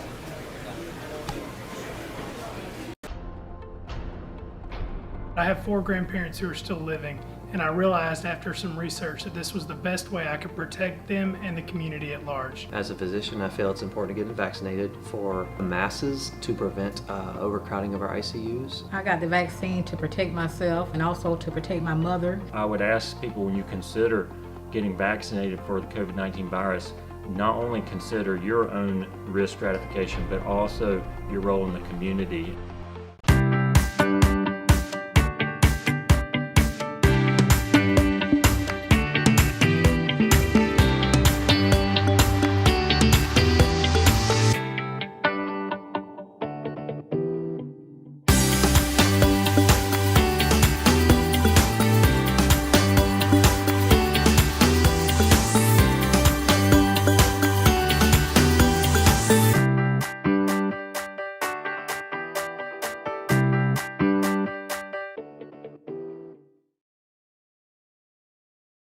Hi, welcome to Sonic. May I take your order? 2 Sonic grilled cheeseburgers. I'm on it. Order up. Sonic grilled cheeseburger ready for pickup.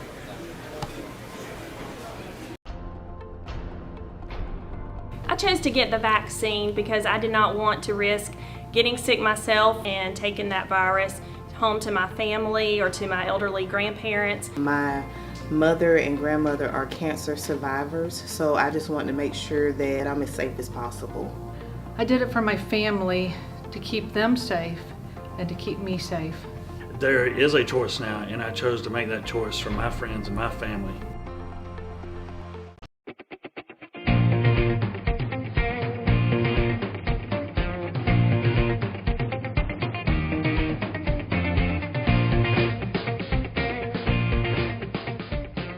Westfield is a challenging environment. It's a Christian school, it's a Christian environment. And it provides students with great opportunities. Definitely all the teachers, they prepare you for college, they help you with some problems that they'll give you some real life experiences that will help you with college. Every teacher that I have in any of my classes is always telling us that they're here after school. They're always willing to answer any questions we might have. Westfield is a harder school, but it challenges you and it gets you ready for college. And I think Westfield gave me such a great Christian environment that I can actually have the freedom to express my faith. Westfield provides a lot of great opportunities for students to learn and for students to grow and for students to learn more about themselves.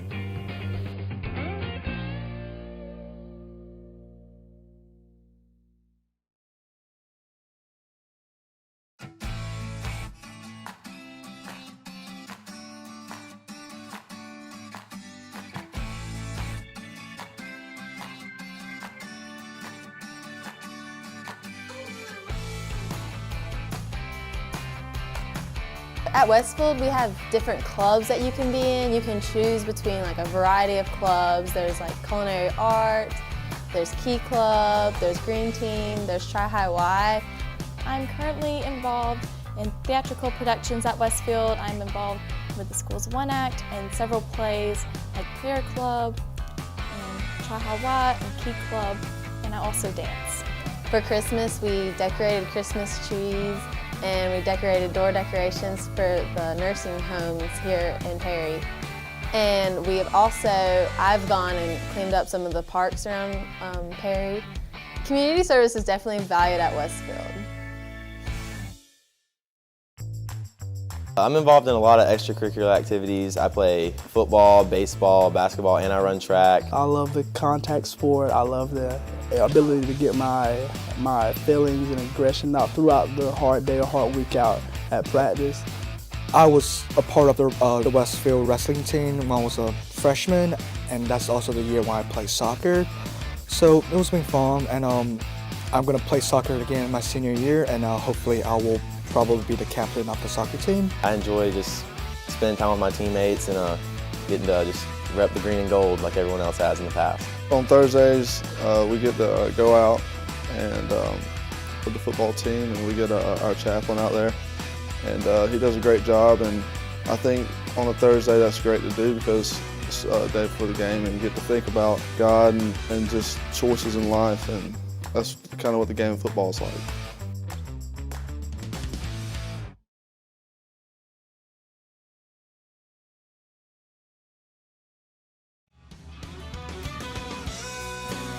The Middle Georgia Sports Network is excited to bring to you another year of live prep sports action. Whether it's on the gridiron, the diamond, or the hardwood, MGSN has you covered. For the past 7 years, we have been there for region championships, state championships, and everything in between. We look forward to another 7 years of coverage, as you can always count on the Middle Georgia Sports Network.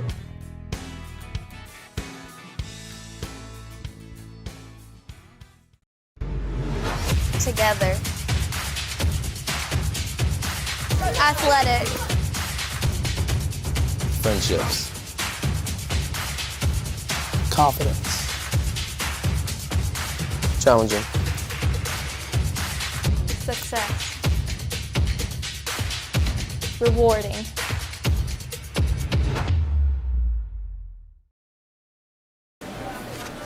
I need 3 uncorked slushes.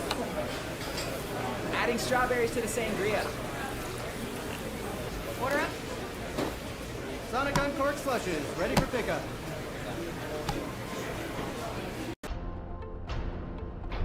I have 4 grandparents who are still living, and I realized after some research that this was the best way I could protect them and the community at large. As a physician, I feel it's important to get vaccinated for the masses to prevent overcrowding of our ICUs. I got the vaccine to protect myself and also to protect my mother. I would ask people, when you consider getting vaccinated for the COVID-19 virus, not only consider your own risk stratification, but also your role in the community.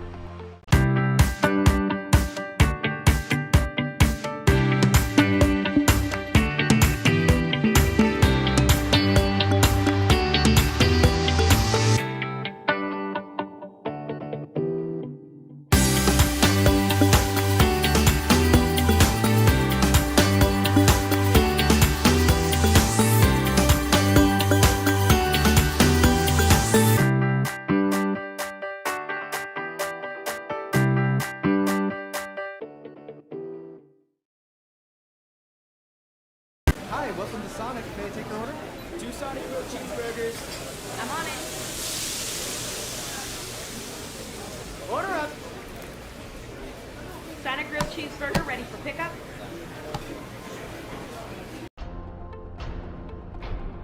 I chose to get the vaccine because I did not want to risk getting sick myself and taking that virus home to my family or to my elderly grandparents. My mother and grandmother are cancer survivors, so I just wanted to make sure that I'm as safe as possible.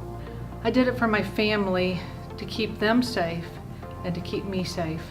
There is a choice now, and I chose to make that choice for my friends and my family.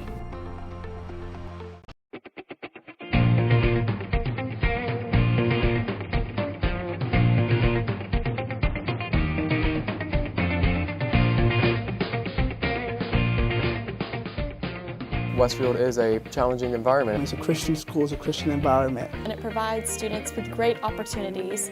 Definitely all the teachers, they prepare you for college, they help you with some problems that they'll give you some real life experiences that will help you with college. Every teacher that I have in any of my classes is always telling us that they're here after school. They're always willing to answer any questions we might have.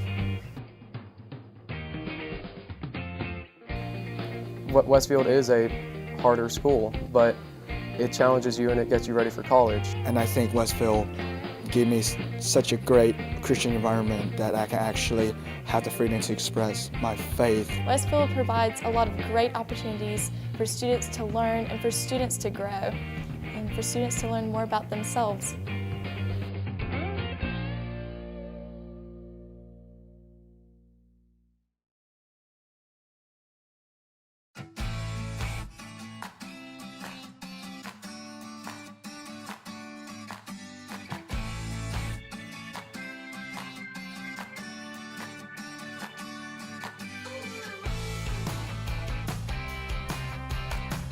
At Westfield, we have different clubs that you can be in. You can choose between a variety of clubs. There's culinary art, there's Key Club, there's Green Team, there's Tri High Y. I'm currently involved in theatrical productions at Westfield. I'm involved with the school's one act and several plays like Prayer Club, and Tri High Y, and Key Club, and I also dance. For Christmas, we decorated Christmas trees and we decorated door decorations for the nursing homes here in Perry. And I've gone and cleaned up some of the parks around Perry. Community service is definitely valued at Westfield. I'm involved in a lot of extracurricular activities. I play football, baseball, basketball, and I run track. I love the contact sport. I love the ability to get my feelings and aggression out throughout the hard day or hard week out at practice. I was a part of the Westfield wrestling team when I was a freshman, and that's also the year when I played soccer. So it was been fun, and I'm gonna play soccer again my senior year, and hopefully I will probably be the captain of the soccer team. I enjoy just spending time with my teammates and getting to just rep the green and gold like everyone else has in the past. On Thursdays, we get to go out and with the football team, and we get our chaplain out there, and he does a great job. And I think on a Thursday that's great to do because it's a day before the game, and you get to think about God and just choices in life, and that's kind of what the game of football is like.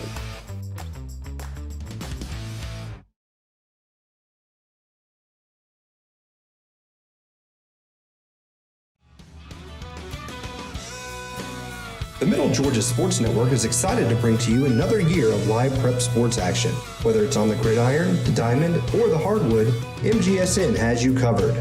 For the past 7 years, we have been there for region championships, state championships, and everything in between. We look forward to another 7 years of coverage, as you can always count on the Middle Georgia Sports Network.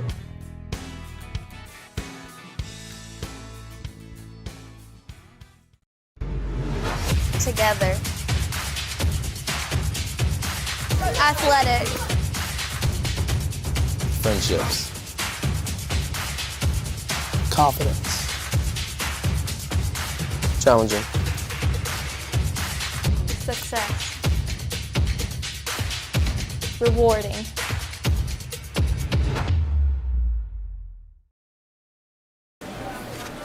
I need 3 uncorked slushes. Adding strawberries to the sangria. Order up. Sonic uncorked slushes, ready for pickup.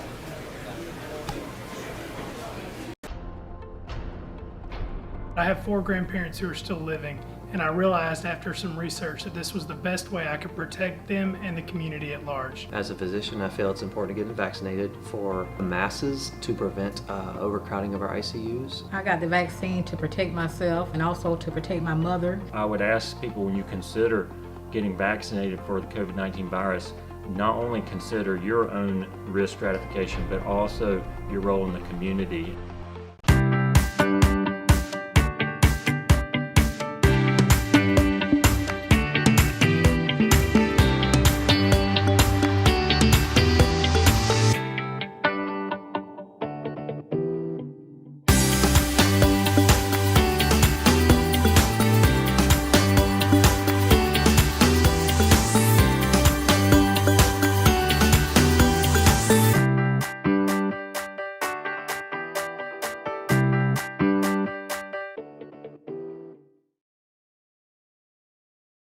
Hi, welcome to Sonic. May I take your order?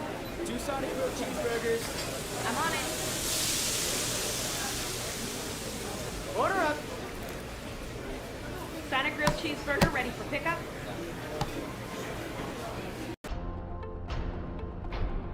I chose to get the vaccine because I did not want to risk getting sick myself and taking that virus home to my family or to my elderly grandparents. My mother and grandmother are cancer survivors, so I just wanted to make sure that I'm as safe as possible. I did it for my family, to keep them safe and to keep me safe. There is a choice now, and I chose to make that choice for my friends and my family.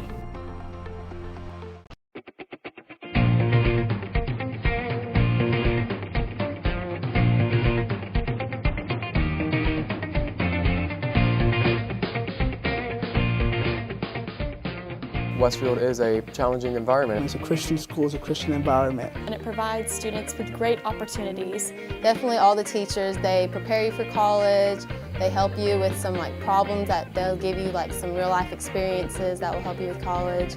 every teacher that I have in any of my classes is always telling us that they're here after school. They're always willing to answer any questions we might have. Westfield is a harder school, but it challenges you and it gets you ready for college. And I think Westfield gave me such a great Christian environment that I can actually have the freedom to express my faith. Westfield provides a lot of great opportunities for students to learn and for students to grow and for students to learn more about themselves.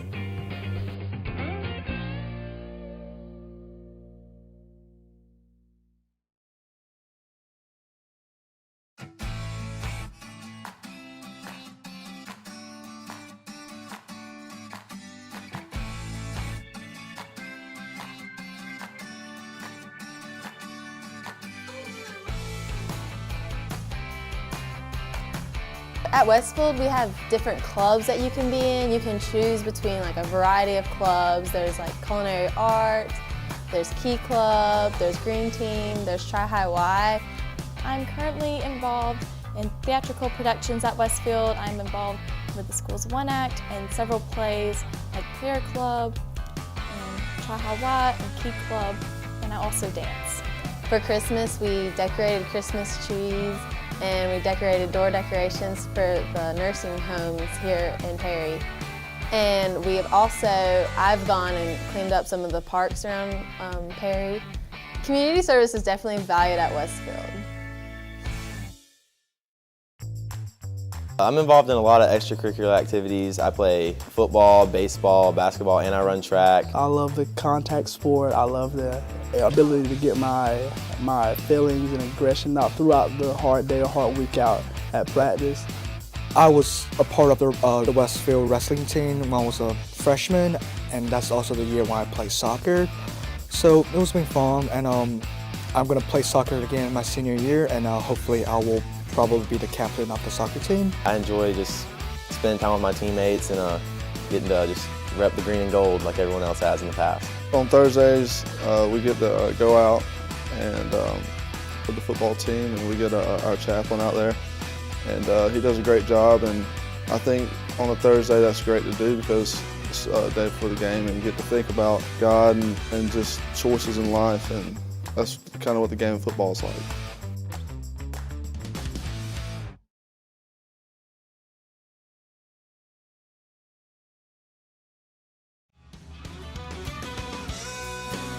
The Middle Georgia Sports Network is excited to bring to you another year of live prep sports action. Whether it's on the gridiron, the diamond, or the hardwood, MGSN has you covered. For the past 7 years, we have been there for region championships, state championships, and everything in between. We look forward to another 7 years of coverage, as you can always count on the Middle Georgia Sports Network.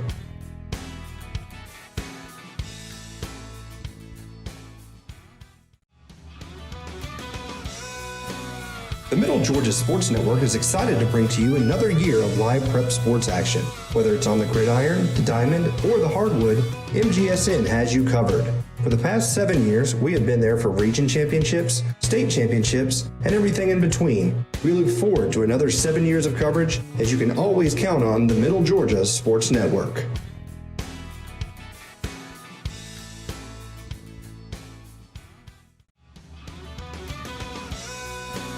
The Middle Georgia Sports Network is excited to bring to you another year of live prep sports action. And welcome back into the Hornets Nest. Westfield on top 14-7. We're just coming out of halftime. And, Coach, just talk a little bit about the first half and then what we think coming out here in the second half. Westfield kind of got it turned on there in the second quarter. Yeah, they kind of figured out some things in the screen game offensively. And, of course, running the football, we figured a couple things out too. And defensively, we really started defending them a lot better, making Brookwood maybe throw it down the field. That's not something they really wanted to do. So we've kind of turned it around. But, again, this is a big possession here. Possess the ball in the kickoff.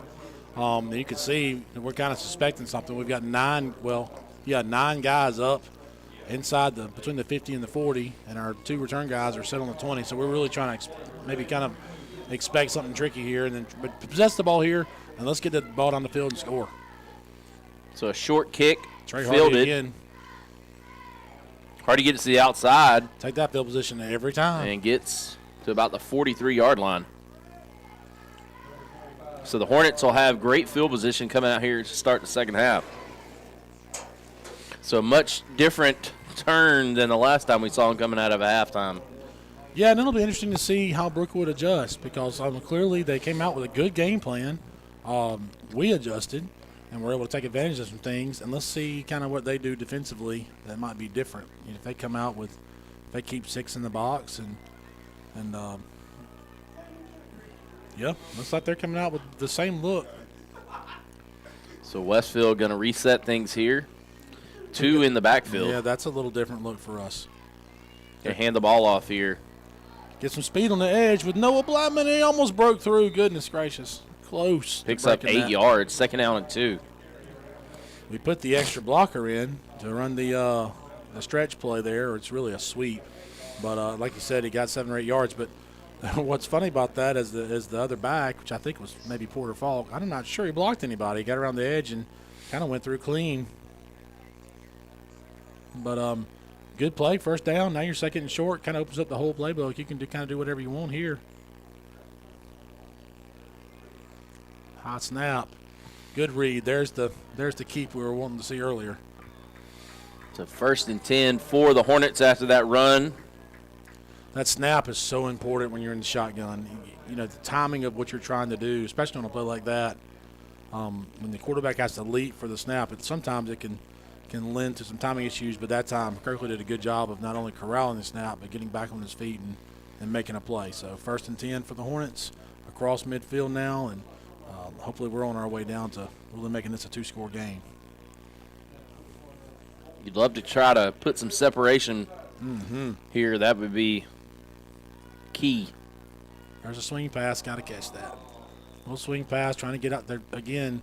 Brookwood's trying to pressure up the middle between the tackles, and we're going to get a one-on-one matchup in space with probably our best athlete with Noah, but we got to come down with that ball there. So 2nd down and 10 for the Hornets.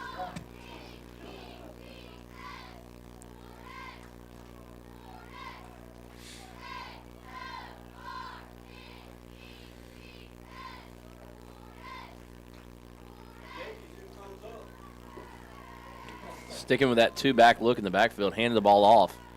Blackman to the edge again. It's finding a little room over there. Yeah, looked like the safety came down and took a bad angle. Blackman took advantage.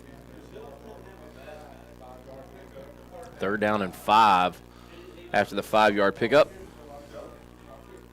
Yeah, 3rd and manageable. It'll be interesting to see kind of here. I think this would probably, if you're 3rd and less than 5, I would think the Hornets would think about going for this, but let's hope that's not even a decision here. Kirkley trying to get that free 5 and almost got the nose to come across the line there. This is really a 3-man front. That 4th guy's, he's just a walked-up linebacker. Great play, finding Powers, just settled down in the zone, and Powers working to get yards after the catch. And they tried to strip it, yeah. And Powers able to hold on to it. And that's a 10-yard, excuse me, a 10-yard. That's a 1st down and 10 for the Hornets. And that ball will be inside the 25-yard line when the chain's set down to about the 23.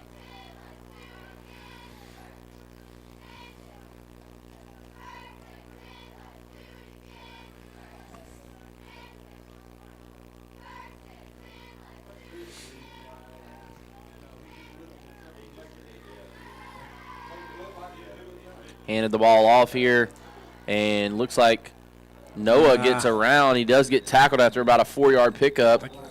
Looks like we're going to have a penalty there on the outside, though. Hold. That's going to put us behind the chains a little bit. And really, you could kind of see the game plan, I guess, again, Brookwood with the bodies inside the box. When I'm saying the box, there's something called the tackle box. It's kind of between both the ends of the offensive line, about 5 yards. There's 6 bodies in there. We're trying to blitz between the tackles, get those linebackers involved in the plays, and we're running wide on them with some success. The hold obviously puts us a little behind, but or a little off schedule, but it's still 1st down. We've got downs to work with, and it's certainly in 4-down territory here. So let's see what we dial up. Wouldn't surprise me to see another screen here. So 1st down and 20, we'll call it.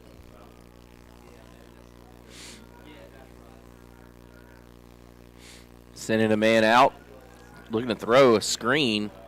Flushed, You gotta and run it. Kirkley running the ball. Yeah, he had to run it because he had lineman downfield. It's a smart play not to throw it. His receivers kind of broke deep, and he had one, I thought maybe for a decent game, but if he throws it, we're going to get a lineman downfield called. So it's head-up play by the quarterback to get something positive out of that. Looking at, 2nd and 14 now?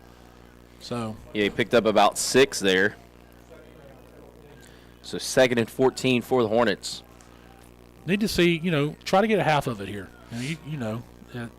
Inside 10 at least. But love to see you in 3rd and 7. That's something manageable. Snapping the ball back, looking to throw. Going to throw on the crossing pattern. A little high. Well covered, though, by T.J. Thomas from Brookwood. We got Brookwood with a lot of pressure there. They're doing a good job of getting pressure and really making our O-line work. Now we're 3rd and long, and I'm sure they'll be pinning their ears back here. Wouldn't be surprised here to see them go back to that, that tunnel they had a little success with Noah earlier. We've really run it a lot this season.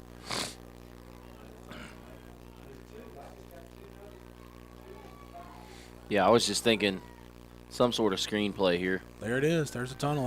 I was set up one way and screen back the other way. 8 really dug that out. Yeah, that Colin was Clark really kind of saw that and came up and made a good hit on Porter. But I don't know that you don't go for it here. You're inside the 30. I don't think you got a chance at a field goal here. You could try to punt them deep, but I'm not so sure. It's a crapshoot if you can keep the ball from going in the end zone anyway. So I think you roll the dice here. 4th and 15 or so. Might have lost a yard on that. Kind of in no man's land. Absolutely. There's no doubt. Yeah, I would definitely probably make a shot towards the end zone. I would find Powers and try to get the ball in his hands.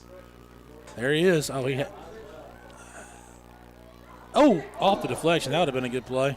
I thought and of course he never really looked. He was looking left side the whole way, but he had Powers one-on-one down the sideline with a height advantage. I'd have loved to seen that get thrown up, but maybe come back to it later. So if you're Coach Shane Boggs and the Warriors, pretty happy with that.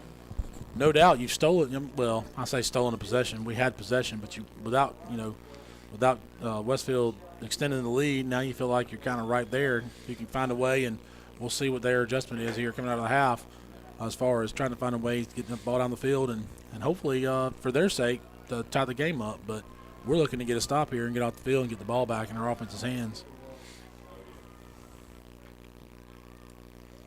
Backside pressure. Yep, getting a lot of pressure. Looking to throw it away. That's grounding. There's a receiver over there. I see him, but he didn't even. Okay, I guess by the letter of the rule, that's not grounding, but it's grounding. The receivers in the area, they're normally not going to call it, but there's not a tackle box rule in high school. It's true. Because he did not get the ball back to the line of scrimmage or past the line of scrimmage.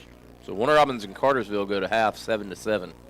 Warner Robins fumbled on a drive. I wouldn't have thought it'd be a 7-7 game. I'm not surprised it's close, but Warner Robins has put up just a crazy points every game. So I think I looked at their season totals, like 554 points this season. Waldrop drops back, draw. That's flushed a call out. Draw. Wow. That's a call draw, and it's kind of a surprise because he's not really that quick. And you saw Westfield's line kind of close back in on him. Yeah, he's kind of in the mold of a. Well, I'll tell you what, you Georgia fans, he's more of a JT Daniel than he is a. What's your quarterback's name? It's not mine. I'm not a Georgia fan, but yeah, Stetson Bennett. That'd be Coach Champion over here, who's a Georgia fan. Said he was more JT Daniel than Stetson Bennett as far as his fleet of footness. Stetson got a little wiggle to him. He can move. Pride of what? Pierce County? Long County? Something. Oh, got pressure there. Make that play. That's okay, and gets the ball away, but flushed out and nothing there. But I like his feet, I think Waldrop showing some good feet there. We thought we had him dead to right. He kind of moved around a little bit and avoided the pressure. Tech losing to Georgia in basketball early, it makes me want to throw up. We can't beat them in football. We got to beat them in basketball. Good Georgia. night. I think Georgia's decent this year. Stop it. Tech should be decent. Should. Didn't y'all win the ACC last year? Absolutely. But we lost the ACC Player of the Year and the ACC Defensive Player of the Year. Two different guys. That's not a good.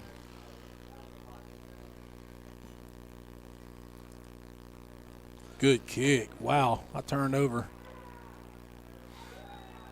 My Tech watching days go back to the Paul Hewitt days when he had that good squad in 04. 2003 and 2004, yeah, Yep. kind of that season was really good. Made the Final Four run, championship run. Actually, lost a good UConn team, but And they beat UConn in the NIT in the fall the November or December or whenever that tournament was, the preseason NIT. yeah, it's so. I don't think Emeka Okafor played in that game though. Correct. In the You first are, time. you are correct. What's crazy is that was the year after Chris Bosh had played 1 year at Georgia Tech. Think if he had stayed, how good they would have been. Anyway. So 1st and 10. Oh, yeah. And Porter, big run up the middle. Oh, stay a minute. Oh, he's still running. So he gets away, picks Hold the up. ball. Hold the ball. I mean, he's got his own self in the spin cycle. Yeah, he that's a great run and obviously a well-blocked play. He had a hole to run through the size of a truck, but that's one of those deals. You know, he's running hard. You and Coach Farmer could have run through that one. Yeah, no doubt. But I think maybe if he cuts left instead of right, he might have hit his head on the goalpost there. But ran into his own guy a little bit. Great job blocking up front by a host of these Hornet linemen who've had a good year across the board. Try it again. Why not? Hand the ball off to Falk. Good job of just kind of singling up their man, and we get some laundry in from deep. Yeah, he saw something over there on their sideline from way in the back and threw that flag about 15 yards to get it. That referee should enter the flag tossing championship. Well, that's a hold, but from the spot, we're looking at about 1st and about 14 maybe. So it's not going to be, as far as losing the positive play, it hurts, but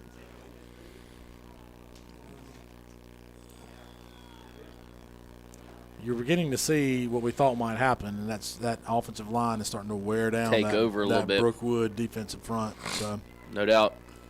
1st and 14 for Westfield, and really right now it's all about Westfield being able to finish it off as far as driving the football and scoring. Pull, little counter, quarterback counter. Quarterback counter, and the flat player there kind of fell in on the play.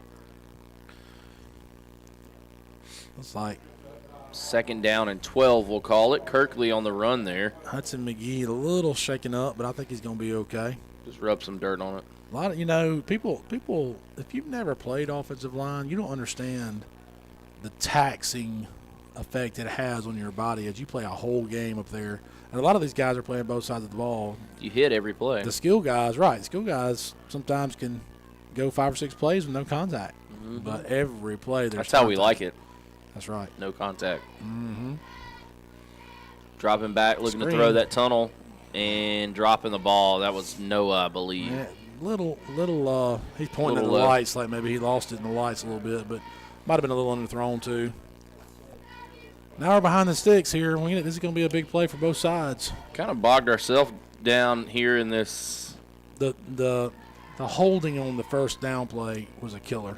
I mean, you're 2nd and 4, 2nd and 3 there, and you got the whole playbook open to you. Then you get back behind the sticks, and so now you got 3rd and 12, and you got to come up with a play here to. Peach County leading Monroe area 24-14. That's a comeback. Yep.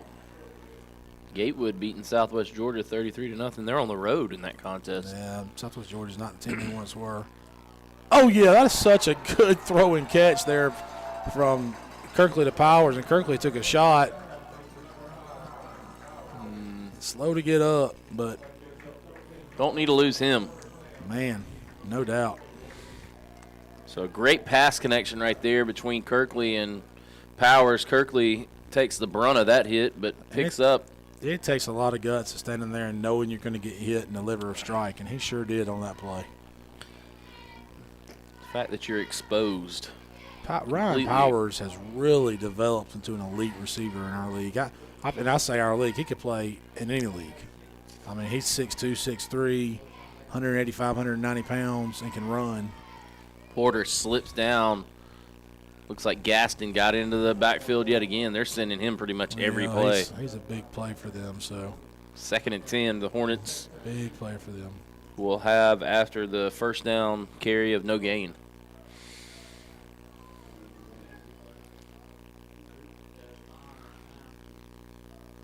Cole Miller is a big dude. He is.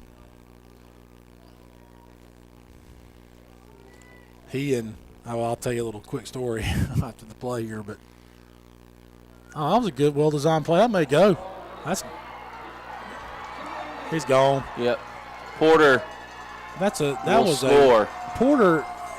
The play was blocked perfectly. Tanner Roberson, the center, he never even had to block anybody, but Porter took 3 steps down like he was running the inside zone and then kind of cut hard to come back to the screen on the outside. It was beautifully designed.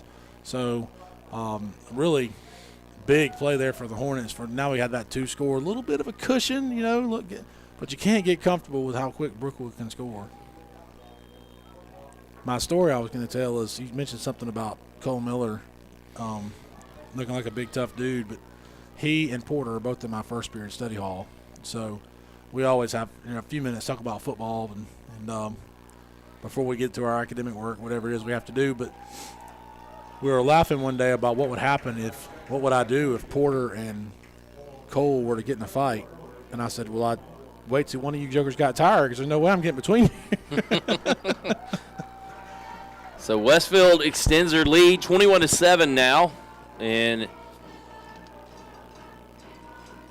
they can finish this off. It's looking likely they're going to earn themselves a trip down to Belleville next weekend. Ooh. Should be a good matchup, though. That's an early teaser, though. Ooh, 1/4 and 4 minutes left. Saying if they can finish it off. The largest 2-letter word in the dictionary, right? If they can finish it off. Because it looks like, let's check that score. It looks like it was 42-0 the last time I saw it. I want to give a shout out to one of our teachers, faculty members here at Westfield, Holly Arnold, listening at home. I think she finally is recognizing my talent. So I'm glad somebody finally is. So my wife is also listening again. What kind of talent are we talking about? Just this talent? I think it's my talent, my on-air talent. Gotcha. Yeah, I think she's recognized. I'm sure I'll be getting a call any day now from a bigger network. I'm just kidding. There's no shot. You need a bigger network. I'm sure my replacement is being actively sought for as we speak. So no. There we go. Good coverage right there and tackled quickly. That was number 10 for Brookwood, Rex Schofield with the return. And 1st and 10 for Brookwood at their own 34-yard line. No, you get text, through the game when people, they find out you're going to be on here and they listen, and they always have these smart comments. And are they really smart?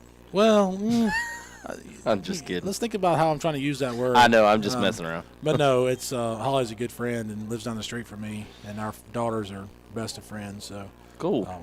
It's really neat. So Waldrop dropping back, throws it out in the flat, and good hustle shoestring tackle. Brady Greer really kind of ran him down. I mean, that's a fast guy you're chasing down there. T.J. Thomas, I think, on the reception. I think so. And his jersey is no longer white. No, 3:52 to go here in the third quarter, and a nice throw right there by Waldrop. Brookwood looks like they've lost a little bit of pep in their step, but obviously they got a lot of guys going both ways. And they throw that one out, again, getting back into the short passing game. I tell you, you've got to really get set in a hurry on defense because they line up, and if they like what they've got, they go with it right now. You can't assume they're going to check the play. They've done that a lot at the line, but if you kind of take your time thinking, they're going to check the play, they'll go hot and right now. So 2nd and 5 from the 42-yard line, and Waldrop gets a snap, fakes it, and they're looking to throw, and they're going to throw it incomplete. Good job there. Cole Miller. They had the lineman downfield, too, it looked like. Yeah, they were trying to throw a screen, but to the back. Let's see, 25 is in the game now. So anyway, but Cole Miller, I'm not saying he was defending the pass, but he kind of recognized that it was in the area, so it made the quarterback kind of adjust his throw, and he just sailed it over the receiver's head. So 3rd and 5 with 3:21 to go here in the third quarter. Hornets lead by 14, 21-7 your score. Definitely at the point in the game, they're 4-down territory here. He's just trying to get what that's. Throw it to T.J. Thomas, and that's going to be a 2-yard loss. We were all over that. I thought our DBs really did a good job coming up to tackle that. The middle linebacker, that might have been. Is that Cameron? No, I'll tell you, that was Cooper Avery from his defensive end spot seeing that. And you can get away with that because they've shown nothing between the tackles. Right. So the minute he raises up and turns his shoulders to throw that ball wide, if you're a defensive end, you can start sprinting over there because they haven't shown they're going to run him between the tackles at all. And, in fact, a lot of times the back is either motioned out of the backfield or they've lined up in an empty set, so there's no threat to run between the tackles. Superman wears Brett Taylor pajamas. That's true, Kenny. And Chuck Norris fears Ken Fowler. That's definitely the case. Looking to throw, and that's going to be thrown here to the near side, incomplete. It's a pretty good ball, and just dropped. Did he throw a flag? Did I see a flag fly in? Maybe a sideline warning? I think maybe we got a deal where we bumped into a player or a coach or. So that's going to be a turnover on downs. Westfield will get the football.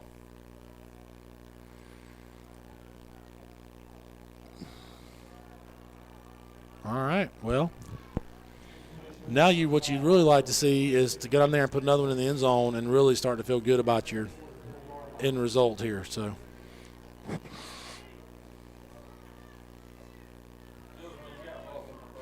here's where you can really kind of maybe put the nail in the coffin, so to speak. I know it's still third quarter, but it seems like in this kind of game, Brookwood's only been able to scratch across 7 runs, but only get 7 points on the board, so 1 scoring drive. They did miss a field goal on the first drive of the game, but Westfield can really take control of this thing. Hand the ball off to Falk. Not a whole lot there. Picks up about a yard. Yeah, just trying to, again, you're taking a shot at just wearing them down up front. You hope their heads are hanging a little bit. If you, as you approach maybe near the end of the third quarter, really would like to kind of start putting that nail in the coffin. What was the guy from the Packers always say? There's your dagger. Right. You really would like to see one more touchdown on the board. You maybe could feel like you had a comfortable enough lead. You could relax a little bit. Number 23, Camden Harbin was on the tackle.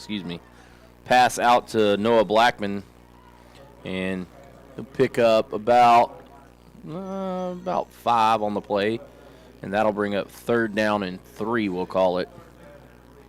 That's been really good for us. By the way, I haven't mentioned it, but it's good to see Brody McDaniel back on the field and more than a PAT holder position because he had a little ankle injury that's obviously healed up pretty well. So, and I know he's excited for. Hopefully, it's several weeks away, but he's a big-time basketball guy. So, pass out and drop. Is that Blackman? Yeah, but I don't think it was going really far anyway. They had 3 guys on that, so just let Brookwood hanging around. They're making enough stops. You can want to put them away all you want to, but got to go do it. Got to go do it. Macon County on top of ECI 28-10 over. Well, they're actually down in Emmanuel County. They've got a strong squad. Macon County does. I'd imagine they'd be probably a Final Four type team at least in Single A. Well, Westfield trying to clinch their spot in a Final Four here tonight. 21-7 your score. Cole's done a good job putting the ball all night. And just hit another good one. I think that's Thomas. They're going to fake the pitch back and missed a tackle. Oh, way to go. And who was that? Brooks Barber coming in on the tackle from behind. And TJ, is it Clark? He's down. TJ Thomas? TJ Thomas is down after that play. Hopefully he's okay. He's been pretty electric. This has to be a basketball score. Yeah, it's a cramp. South Atlanta 102, West Side 76. That's got to be a basketball score. That's definitely a basketball score. How did that end up in the Max Prep football score? man, Georgia is still beating Georgia Tech in basketball. I just don't know what I'm going to do. Georgia's pretty good at basketball. Stop saying that. You're just making yourself look bad. Well, apparently Tech's making themselves look bad. Oh, we haven't beaten Georgia in Athens in 5 years. In basketball? It's embarrassing. Oh, my. That's pretty bad. It's embarrassing.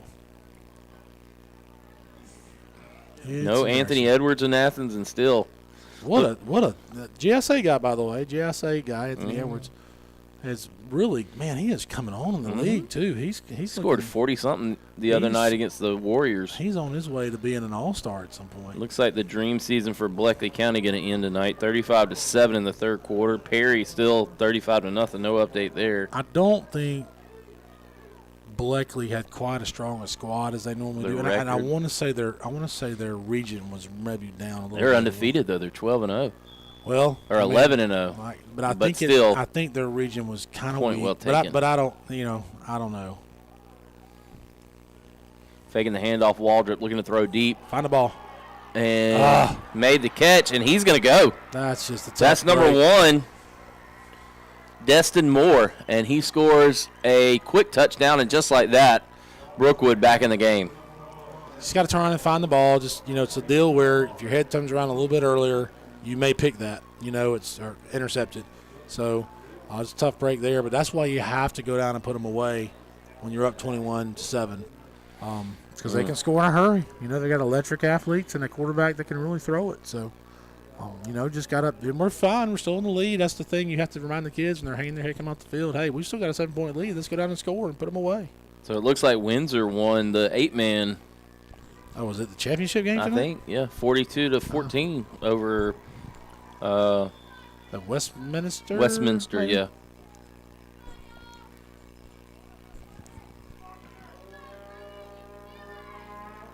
Oh, that almost blocked it. Somebody came through there.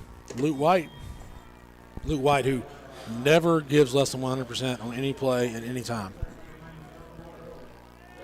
So 21-14, and the game you felt like was basically sealed away has now become a contest yet again. And Westfield, again, you mentioned it, haven't been able to really put the game to bed, so to speak. Well, you had the one drive early where you go down the field and you end up going for it on fourth down, but you get inside the 30, maybe the 25, and couldn't put them away. Then you had a possession where a holding call put you behind the chains, and the last possession, it just it kind of they start mounting up. You get sometimes it's easy for a team full of 15 to 18-year-olds. To think, we're winning 21-7, let's relax a little bit. I'm not saying that's what's happened. I'm not trying to say that's what's happened, but it happens, at times, and you have to stay motivated. And there's nothing a coach can say to do that. A lot of that's intrinsic. They got to, know, hey, I've got to get after it and finish this thing off. Again, possess the ball here. He's lining up like he may try to onside kick this thing. Right again to Trey Hardy. And again, with a good field position, just take care of the ball. Yep, 45-yard line. You just got to go down and score. Well, right here you feel like Westfield, if they can go down and get a score and make it kind of overlap into the fourth quarter when they get the score, that's really going to be tough. But, Brookwood just will not go away. They will not. I've been told by my wife that my daughter Hillary is now listening, so let me give her a quick shout out. I'm sorry to be so selfish, but recovering from dental surgery. Is she not loopy still? She's coming back around now, I think. So just want to tell her I love her and hope she gets better soon, so we can get her playing basketball again. Tell you what, I enjoyed my time whenever I had my finger surgery, at least while I was under. Pass to Ryan Powers across the middle. He's breaking free. He splits the defenders inside the 20. He's gone. And he's going to go. Touchdown, one play, and that was 55 yards. And that's a couple things there. Number one, that's what our offense can do. So that's very exciting, and that's the play we've hit 4 or 5 times a night. Just have powers from the tight slot, sneak into that little open He zone. split in the those middle. defenders and then cut back across the grain in the middle of the field and just outran everybody. Right. The beautiful thing about that is his quick acceleration. He shows he's got that runaway speed, which you really need to have to play at the next level. And I'm going to tell you, I've said it 3 or 4 times on this broadcast or on these broadcasts. I think he's got a chance to play a high level of college football. He's got the size, he's got the speed, he's got the ability. So Jackson Slade on for the extra point. Kick is up and just inside the right upright. Jackson has developed into a really dependable kicker, and that's to his credit because he works on his craft. And that, and I've always appreciated this as a coach, but even more so watching my son do it. The snap and hold are significant on a field goal try. So shout out to those guys. I know Brody holds the ball. I think Hudson McGee is our snapper, long snapper, but at least on PATs, but I could be wrong about that. It could be Tanner Roberson, but I'll try to make sure I check next time. I think it's Hudson, though. So 28-14 your score, 40 seconds. I wanted it to go in and score inside the fourth quarter. That did not happen. One play, 55 yards, and Westfield extends the lead. So 2 big pass plays for both squads. And it's now 28-14. Now let's learn our lesson here, and stay on the gas. Let's put them away. That little squib kick he did earlier was perfect. Let's do that again. So Jackson Slade gets his rev up, little hop. Yep, just like that. Didn't go quite as far this time, but oh, we got it. Ryan Powers. Wow. What? That thing took like a side bounce. It did. It really just turned on the right blinker and kicked hard right. And the receiver, who I think was number 1, it was Destin Moore. Did I say that right? Yeah. Destin Moore, it went straight left. It looked like a bad hop on an infielder, in a baseball game. And Ryan Powers comes out of nowhere diving to catch the ball. And now we've got a chance to really kind of put the nail in the coffin here. So 1st and 10 for the Hornets at the Warrior 25-yard line. I'm going dagger right here. I'm throwing something deep into the end zone, but I don't know what. Looks like we're going to have a timeout from Westfield. No, another way. Brookwood. So we'll stay here. I'm going to go ahead and quickly thank our sponsors, and then we may take a look at our brackets. I'd like to thank Houston Healthcare, the ABE Group, Synovus Securities, Westfield Booster Club, the Westfield School, and also Sonic. Thanking all of our sponsors here, and then we'll take a quick look at kind of the bracket and what we're seeing on the scoreboard again. Looks like John Millage going to find its way into the Final Four, and also we heard earlier Tift area after the forfeit from Frederica will also find their way into the Final Four. And it looks like Pinewood will be hosting next week's game. They're up big on Valwood, and then in this contest, Westfield has extended their lead to 28-14. So that being said, it looks like it's going to be a John Millage, Tift area, Pinewood, and then possibly Westfield if this holds.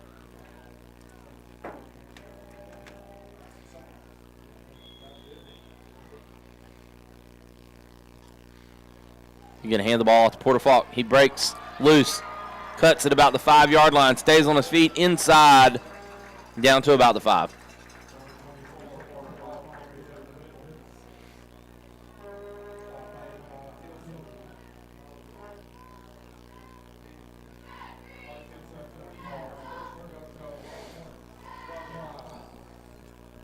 So Westfield has a football at about the 5-yard line, 1st and goal from there with a chance to, again, extend the lead further.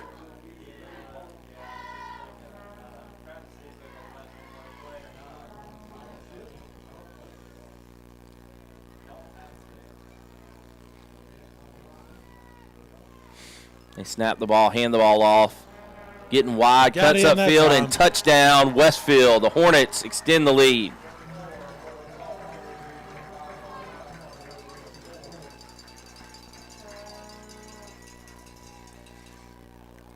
Yeah, that's a big play. They went right back to Porter. It's good to see them let him finish that drive off, and so he got the bulk of the yards there.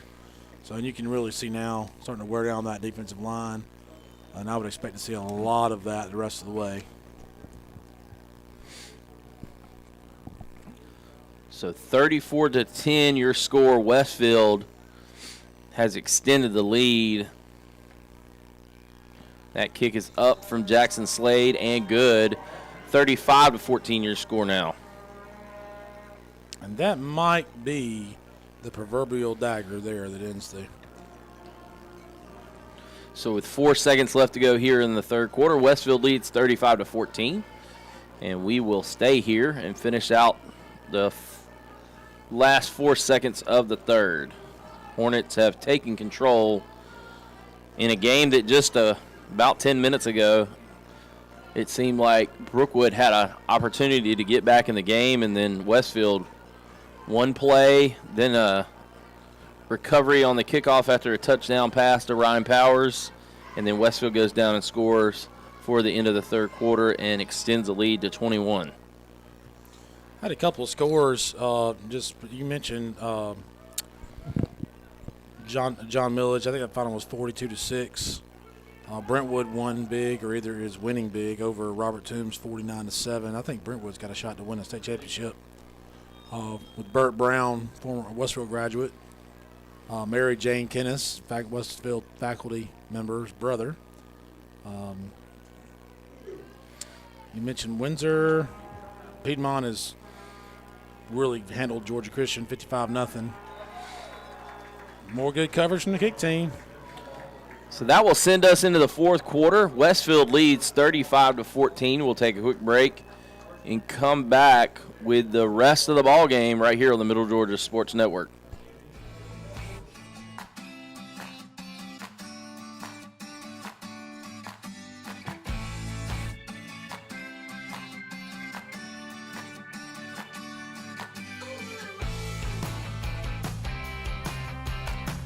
At Westfield, we have different clubs that you can be in. You can choose between like a variety of clubs. There's like culinary art, there's Key Club, there's Green Team, there's Tri-High Y.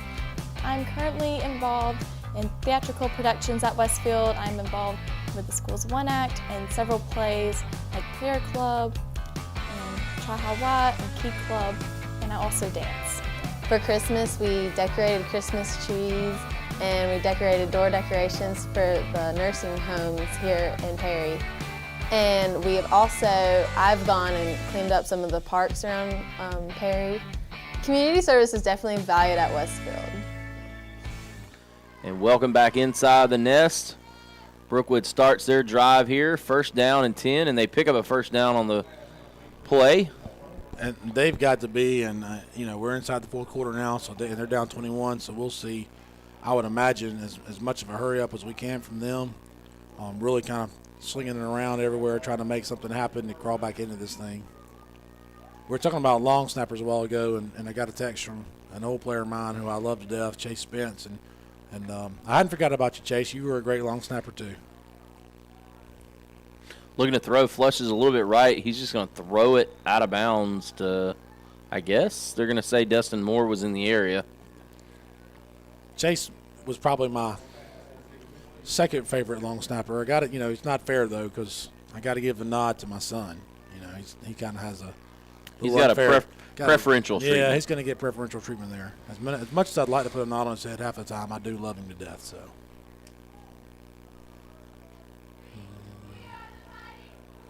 Oh, they're lining up with a tight end. That's new. Look for him up the scene. They've come to that a few times.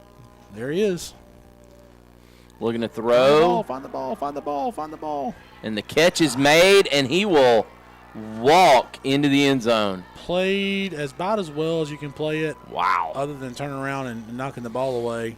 Just like that, Brookwood won't go away. And they've got electric guys. They've got 3 guys that are electric on the edge. And, in Destin Moore, who are the other guys? T.J. Thomas, and Kelton Lewis. Yeah, Lewis. They're just all so good with the ball in their hands, and they run through tackles, and it's just and look, it's hard to do, but you kind of have to see their eyes get big, and when they do, you've got to snap your head around and find the football.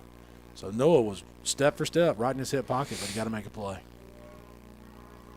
So 35, and we'll see if they can tack on that. 35-21. And just like that, it is cut to a 14-point lead for Westfield. So definitely probably got to get the hands team ready, see if Coach Boggs has a onside kick up his sleeve if you're Westfield. Yeah, I mean you got to play for it even if he doesn't. 11:29 to go here in the ball game. Westfield on top by 14. I'm sorry, the little pooch kick he's been doing is great, but we've handled it. Trey Hardy, I think 3 times has caught that kick. Almost said pitch. Is it golf season? Anyway, catches that little short kick, and he's giving us field position near midfield every time. So that's not really working for him. So let's see if he puts one on the ground bouncing, and I definitely would be hands team here, and I'm sure they will. Oh, yeah, that's definitely the hands team.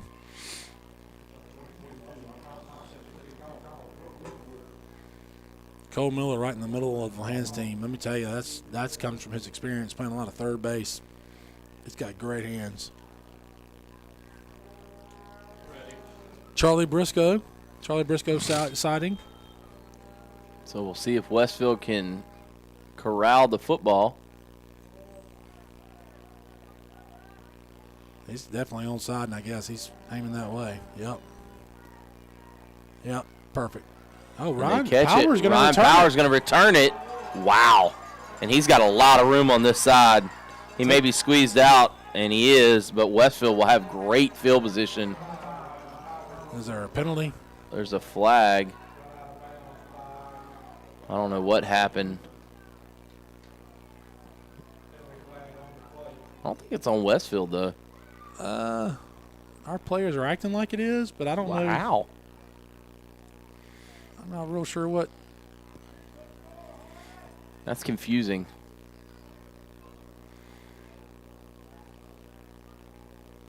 Blocking the back. Oh. Okay. Maybe after the return. On the return? Yeah. Or during the return? Yeah. Or, yeah, that's what I meant. After the catch. So you usually don't see those onside kick returns. That was kind of surprising, but possession is really the key there. But, we still have the ball at the 35-yard line.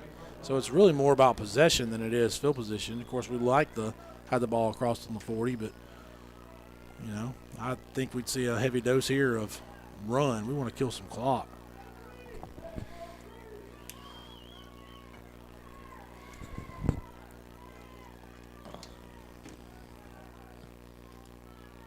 So handing the ball off to Porter Falk. Now picks up a couple.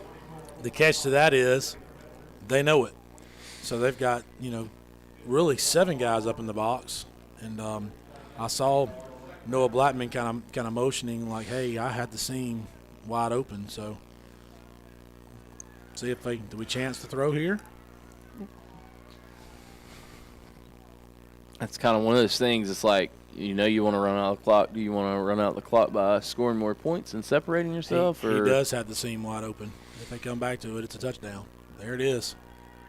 Oh, he went the other way. Powers is gone. Yep, that's a touchdown. It's just a luxury to have 2 guys. And I thought Blackman had a step on the seam if he hangs it up. He's seen that before. But you just got both those guys, and it's hard to defend both of them. So a great pass on the connection from Kirkley. Kirkley's probably got close to 300 yards passing tonight. Yeah, he's done a good job. And at one time, we were thinking it was kind of some point in the first half, we were thinking, man, Noah Blackman's really having a game tonight. But Powers has kind of caught him, hasn't he? Yeah, it's crazy to think how impactful Ryan has been here in the second half. And, talk about those receivers. I shouldn't leave out Bishop Smallwood. He's made a couple of good plays tonight. And Brody McDaniel is obviously a great receiver in his own right. So, we really got weapons, and it's great. all those guys are back with the exception of Noah. Oh, Bishop's a senior too, I guess. I forgot about that, but and they'll certainly be missed. What's interesting is, not to get a little off topic, but we've got a huge ninth grade class, and I was talking today to Coach Hodges, and he was mentioning a couple of names that he's kind of excited about. So I really feel like they've got a couple of young guys that could be ready to step in. Jackson St. Clair, that was a name that they mentioned, that was really quick and athletic and kind of built like Noah. So you hope maybe he can kind of step into that role next year. And there's more down the line. I don't want to leave anybody out, but there's a bunch of guys that can play in that big class. Our 8th grade class coming up also has had a lot of success, and they're very large as far as numbers. So Jackson Slade on to kick off with 10:32 to go here in the ball game. Westfield on top by 21.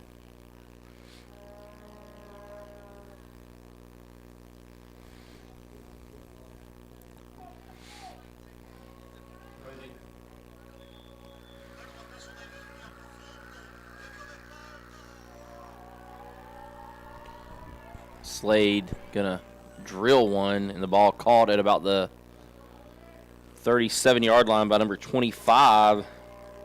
It's Caden Giles. A buddy of mine just sent me, we're talking up here in the score box, up here in the press box, about the Braves and Marcelo Zuna situation earlier, and a buddy of mine just sent me a highlight of, I guess Marcelo Zuna's playing in the Winter League in Mexico or somewhere that was speaking Spanish anyway. I saw him hitting a bomb, so he thinks he's playing again.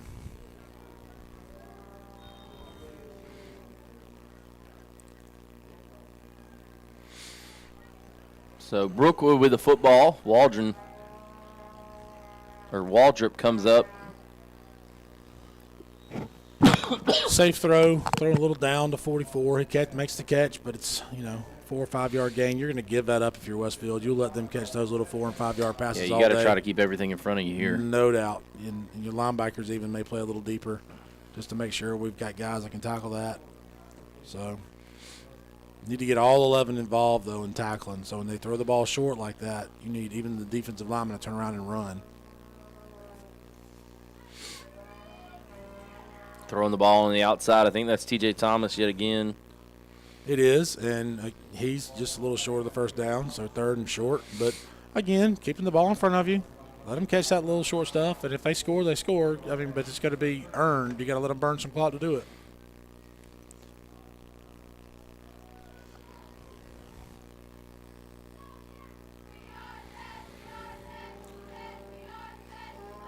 Oh, dropped it that time.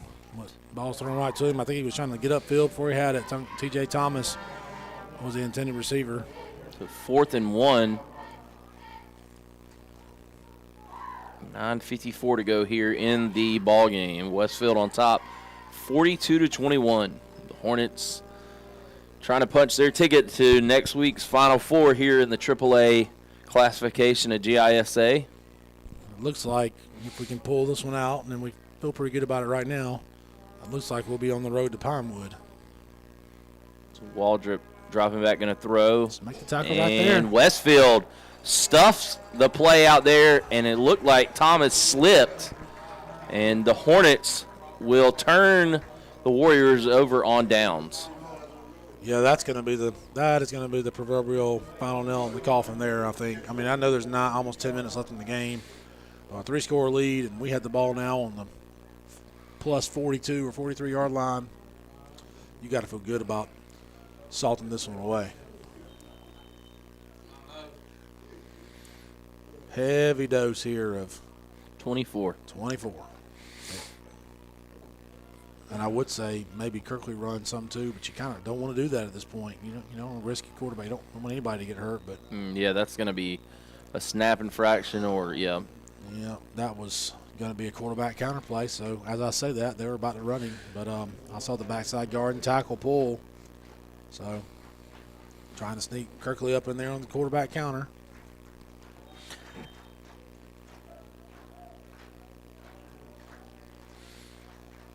$9:49 to go here in the ball game.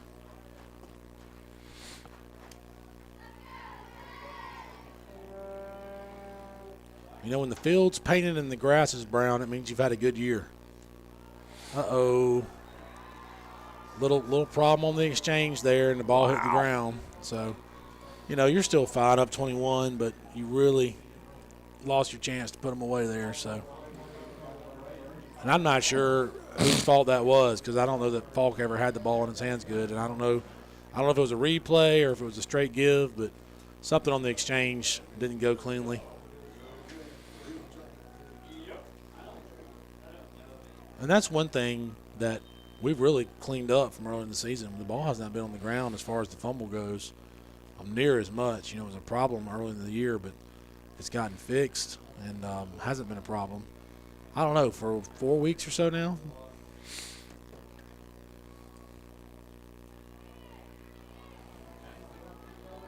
Oh, my goodness gracious. Oh, and he gets behind him, and he's going to score again.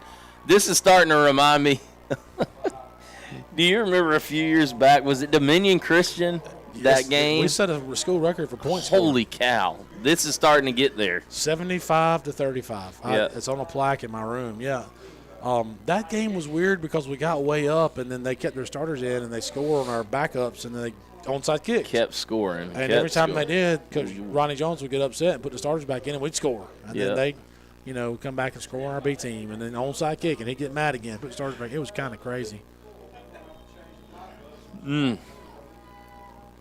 Honestly, though, it's not played out the way I thought, but I really kind of felt like it would be a high-scoring game. He missed that one. Yeah, he yanked it hard. Wow. But I really did feel like it'd be a high-scoring game, honestly. I mean, I knew we would be able to score. I thought they're dynamic enough. That's not saying anything about our defense or anything like that. They're dynamic enough offensively, and I've had such great respect for Coach Boggs as well. I really felt like they might be able to put a few points on the board. So it's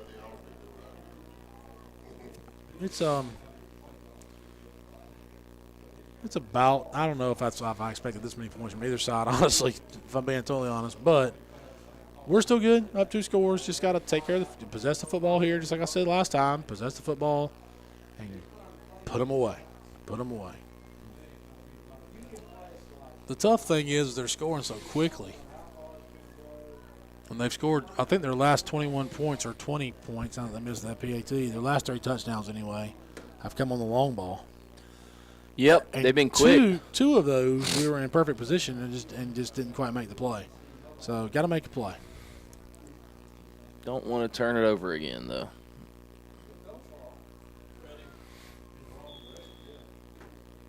No, that's true.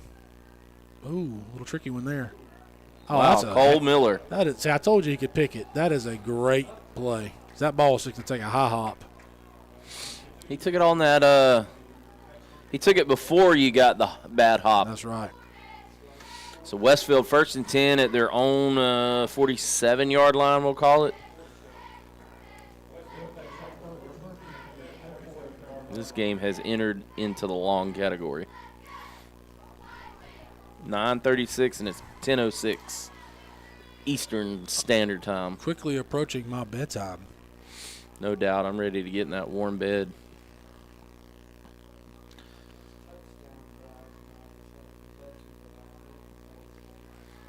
Let's see if the Hornets can successfully execute the handoff and try to run this football and run the clock. Well, we're going to throw it. We're going to throw it. There's a little tunnel. Oh, catch it before you run, Bishop. Had a play, too. Lineman was downfield ready to block.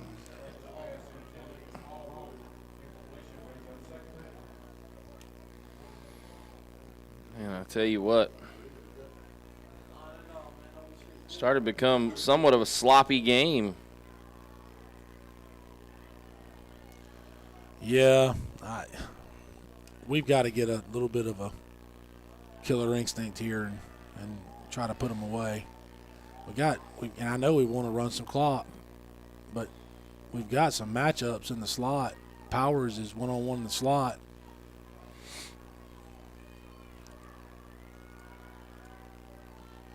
We're in through the corner. Oh.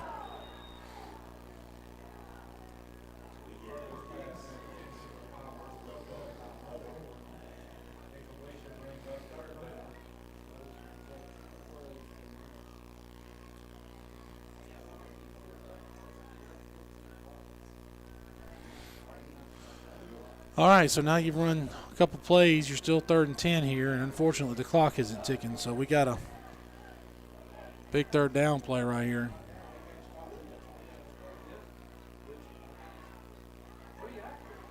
Mm. 3rd and 10.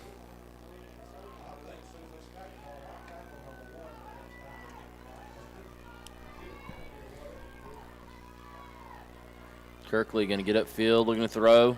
He's going to run. Yeah, he he's gonna cuts get the back, first. and he's got the first down. He may score. He's got the sideline, and he's going to be tackled around the 29-yard line. Wow. I actually mentioned that earlier in the game. That wasn't a call draw, but with their effort to get to a pass rush, he's just so quick. He's got good feet. And, I don't know if he's a great 40-time guy. He might be. I have no idea.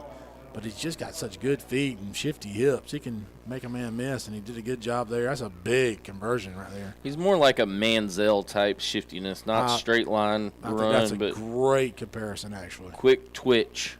And kind of built like him. He's not quite as tall as Manziel. Manziel was a true 6-footer, I think. Kirkley's more of a 5'9", 5'10" guy. But great comparison, though. Gotta love old Johnny football.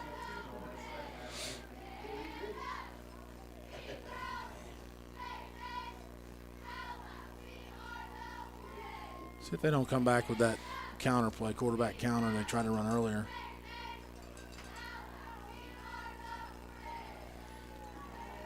No. There's the give to Falk. Oh, nice job pushing the pile. It's a rugby scrum. That is a fantastic job by Cole Miller. And that's going to be a first down. I think Hudson McGee in there. Good job by Porter keeping his feet. And those two came in, and Seth there at the end, too. Got in there and just pushed the pile about, 5 or 6 yards. I think Cole got up and was letting them know about it, too. Let them know that they just got pushed down the field.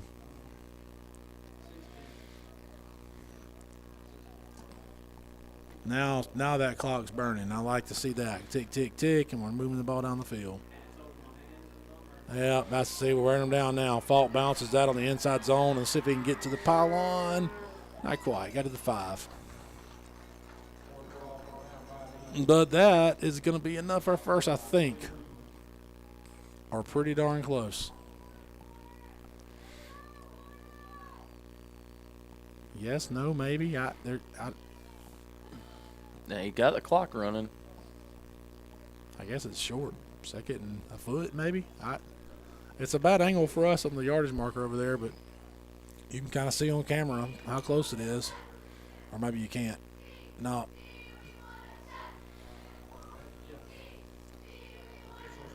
Yep. Close enough they're going to measure, so. Wow, they ran off a lot of time, too. Fine by me. This is one of those deals here where we got a little stoppage in play. Be wise to tell your quarterbacks, hey, look, if the clock is running, don't snap it with more than 5 seconds left on the play clock. It's right in front of you. You can see that on camera. You see the big 25 there lit up. That's first down. 1st and goal for the Hornets.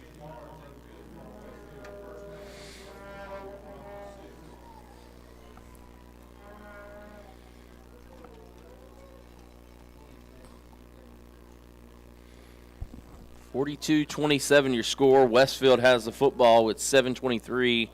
1st and goal at their own 6-yard line. Falk has had to have eclipsed 1,000 yards now. I would think our total yardage for this game is really impressive. Actually, if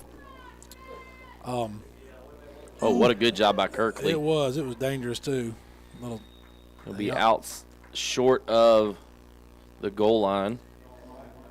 You tell your centers, these shotgun centers, low is better than high on the snap. You can maybe have a chance at fielding a one roll back there, but the one over the head is a killer. But 7:05 to go here. I want to say, and actually I've got the book here, but I want to say our single game passing record was only about 280-something yards by Danny Perfect. So Kirkley, I don't know how many he's got, but he may have broken that record.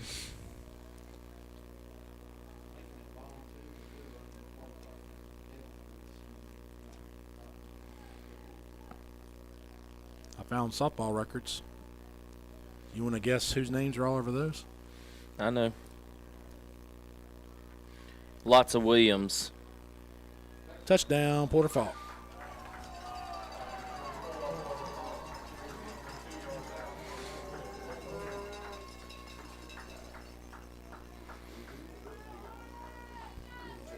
Yeah, most passing yards in a game is 1992, 287 versus George Walton by Danny Perfect. Danny Perfect's a good guy now. I've known him a long time. And that was, they ran a kind of a unique offense that year. They threw the ball all over the place.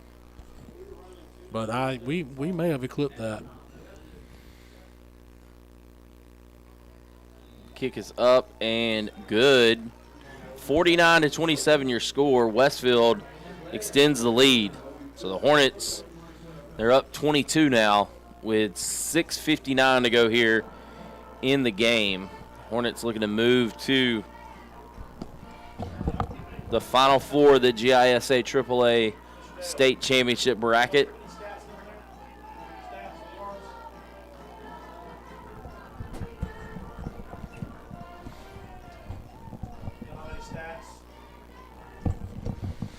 I was just checking to see if we had any stats in the ball. I didn't know if they kept any or not, but he's got, like you said earlier, he's got to be pushing 300 yards passing.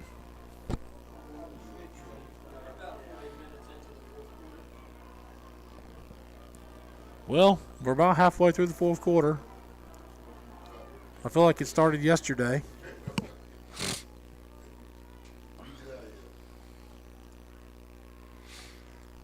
But the good thing about it is every time that Brookwood has scored, Westfield has been able to answer pretty much. That's right. So Slade with the kick, that's going to go out of bounds, and that'll be a flag. That's okay. I mean, they can make you kick it again if they want to, I guess. But if they're going to get it on the 35? Yeah. It'll be all right. Oh, is it the 40? Oh, they're making him kick it again. From the 35, right? Yep.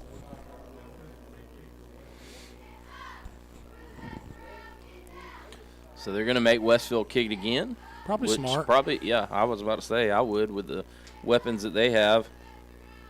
I'm going to tell you now, the way they're lining up with their biggest threats, I would keep the ball deep middle or deep left.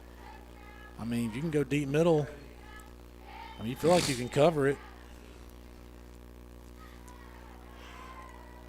They've moved some of their bigger threats up.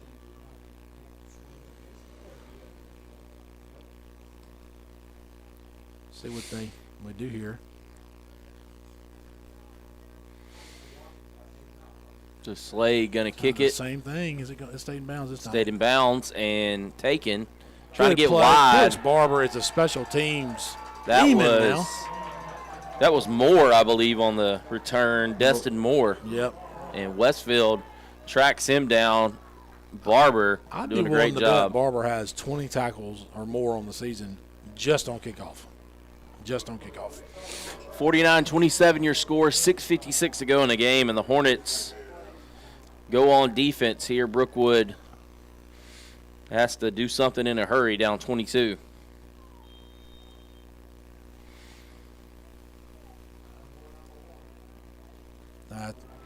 Yep, he had him hooked. Trey Hardy with a great play on the ball, but he had his arm around the defender a little bit. So, yeah.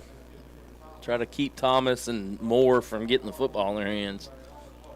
You gotta take that. Automatic first down. Is it what's the penalty? See, this is where I don't like that penalty.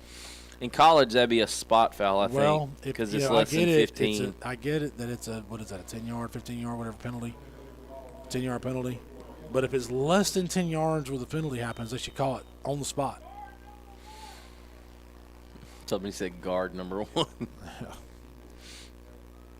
There you go. They got him flush. The ball's up for grabs and trying to get it to Gaston, and it goes to the turf.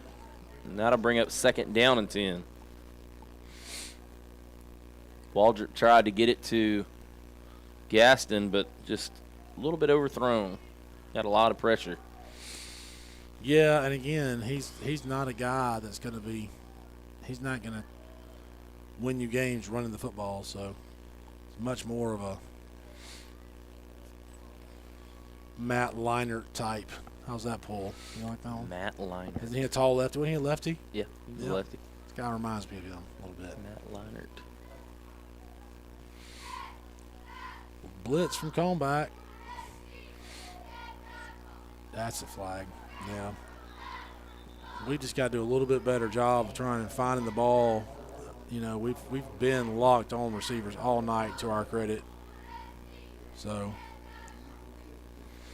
Ryan was in great position, but the receiver tried to come back for the ball, and he tried to climb over Ryan a little bit. A little bit. Ryan definitely impeded his progress back to the ball. Hey. So can't argue the call. It was clearly pass interference, but as good as their athletes are and have been all night, I mean, we've been in their pocket. I mean, we have been right on them. So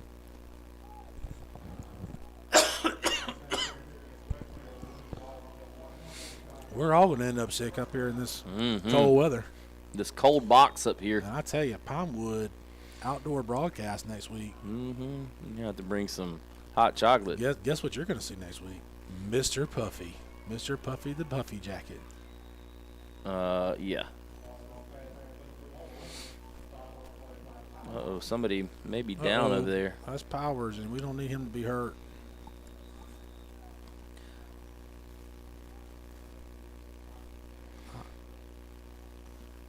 We don't need him to be hurt. For sure.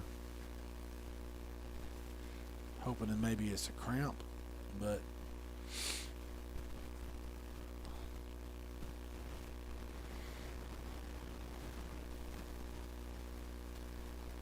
he's already sitting up, which is a good sign.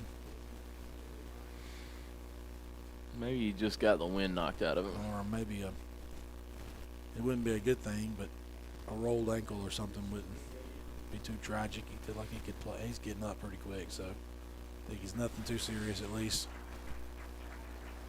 Yeah, just a little limp. It's not even that bad of a limp. So hopefully that won't be anything too bad. Tough young man there too. Oh, he's gonna try to jog. They just made him he was gonna jog off, and I think Fitz said, "No, don't jog." That might be his last play of the game. I would venture to guess it would be, but you know what? I'm not gonna guarantee it because he can get over there and he'll talk his way back on the field. And when a player like that looks at you and says, "Coach, I'm good," it's hard to say, "No, you can't get back in."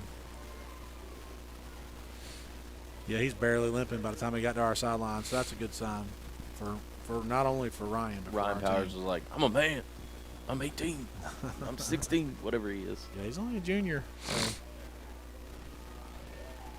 One of the nicest young men you'll ever meet, too, by the way. Going deep again. See, turn around and found the ball, and well played. Played perfect. Almost picked it off. Yep.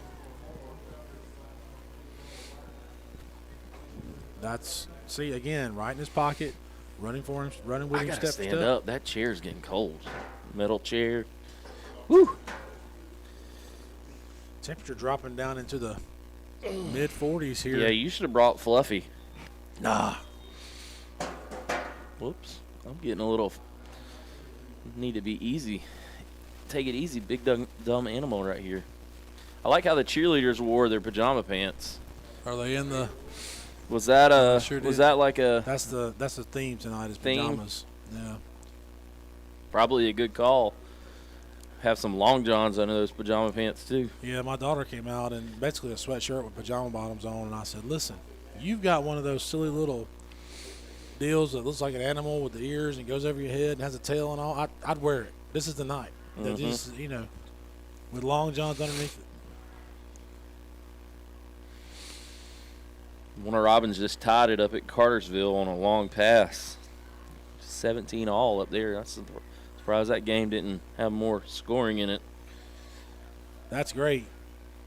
But Georgia Tech has a 5-point lead on Georgia Heck in basketball. Yeah. That's good. It's early in the second half, though. I got that game recorded, so hopefully I'll be. If it's a loss, I won't watch it. But if it's a win, I'll have to go back and check it out. 2nd and 10 from the Westfield 35. Westfield trying to come with a little pressure, a little run blitz. Rolling left. Miller trying to contain him. Oh, he got it. You throw the No, he was out of bounds. You got to throw the ball away. 75's upset that he let him. That's a great job by Cole Miller, but how does 3 not throw that ball away? I mean, he can't let him. And there's probably a young mistake by him. He is, sophomore. He's young, but a lot of talent, though, man. I tell you, Brookwood was going to be something to be. And it's not really intentional grounding because he threw it after he was already out of bounds. Yeah, he was out of bounds for sure. Secondary does a good job there of making sure nobody got behind them. You let them catch it underneath at this point. I mean, you know, you don't want them to catch it underneath, but you concede that and make the tackle. Trey Hardy having some confusion out there, but they're moving them around, trying to take away some stuff. So we're in a cover 3 look. And really throwing it. 4 look. And again, that's okay. I mean, look, he caught the ball. They got 15 yards, whatever. Picked up the first. That's a pretty good spot, the first there, but whatever. But anyway, but you're making them earn it down the field. I mean, there's 6 minutes left. They're down 22. So, I mean, if they want to catch those little 10 and 15-yard balls and get tackled, then okay, you just concede that. You can't give up another deep ball. That's keeping them in it. Looks like we're really almost in a cover 4 look. And they're bringing some pressure on this one. And that ball was a great throw because Hardy was right there, and it was thrown in between Hardy and was that I'm not sure. Noah or Brody? Brody. But a little lucky for him to catch that ball, honestly. I don't know how that ball got through all those hands. But, again, he caught the ball, but he made the tackle, and it's just tick, tick, tick, tick, tick. So, you know, it's taking them 2 minutes to get down here from, you know, the last 20, 30 yards as opposed to one pass and you're in. And every time they have to go back and throw is a chance for another mistake, like a sack. And a sack right there. Cole Miller really got him. coming on. I'm telling you, man, listen, he is probably the best lineman in the state. If there's a better one, I don't know who it is. And, you know, when you take all things into account, considering he starts both ways, I'd put him in the – I was reading something the other day about best player in the state, and a lot of players get a lot of different votes, and we get to look at probably the guy who might get that title next week at Pinewood. But Cole Miller's up there, man. He is a good football player for us, both sides. So 2nd down and 16. Waldrop drops back, dumps it off, and he's going to score. Wow. And that, again, they will not go away. They will not. They're electric on offense. Now you almost got to go. Well, I guess you don't chase points this early. Go ahead and kick the field goal unless you don't have confidence in the extra point. Well, yeah, it's 16. You hate to not convert and be down. No, you got to. Well, they're keeping the quarterback in, so I guess they are going to go ahead and chase them. It's a 16-point. Well, you got to have 2. That's why. Yeah, I just would have kicked it and waited, but that's okay. But you got to have 2 2-point conversions, right? Well, no, if you kicked it, it'd be 15. You're that's right. It's jet sweep. Doesn't get it. Oh, stuck. Wow. Brick wall. So guess who was at the bottom of that pile? Cole Miller. Yes, sir. And Kalmbach, maybe? It was actually Cole Miller low and Tanner Roberson high. That's a lot of beef. Yeah. TJ Thomas is not going to have fond memories of that play.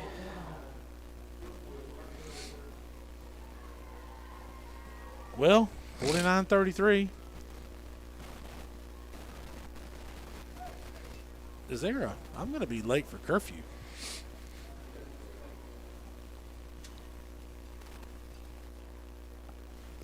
I should have gone sweat. What am I trying to say? I don't know. Sweatshirt and then hoodie. You're beginning to worry me. You're like Coach Farmer. Coach Farmer's a thin-skinned guy. He gets cold easy. I don't like to be cold, man. I don't like to be hot either, but I have got a little softer with age because when I was a young coach, but yeah, I got in it. I think I was 28. I was a shorts and pullover guy year round.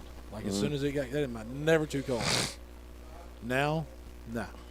I have a hard rule for golf, by the way. Will not play if it's under 60, and will not play if it's over 90. It has to be under 90 degrees, and that's only my 30-degree window. And to be clear, I play bad in all temperatures. Well, at least you're consistent. That's right. So onside kick here, that's a good one. It is, and they batted it and got it. Wow. Golly. Isn't that illegal touching? He batted it forward I'm talking out about, of our hands. I didn't know if you could bat it like that. Can you? I don't know, but they're conversing. They may. I thought he had the 50, but I don't know if you can bat it forward like that. No, they're spotting it. Nope.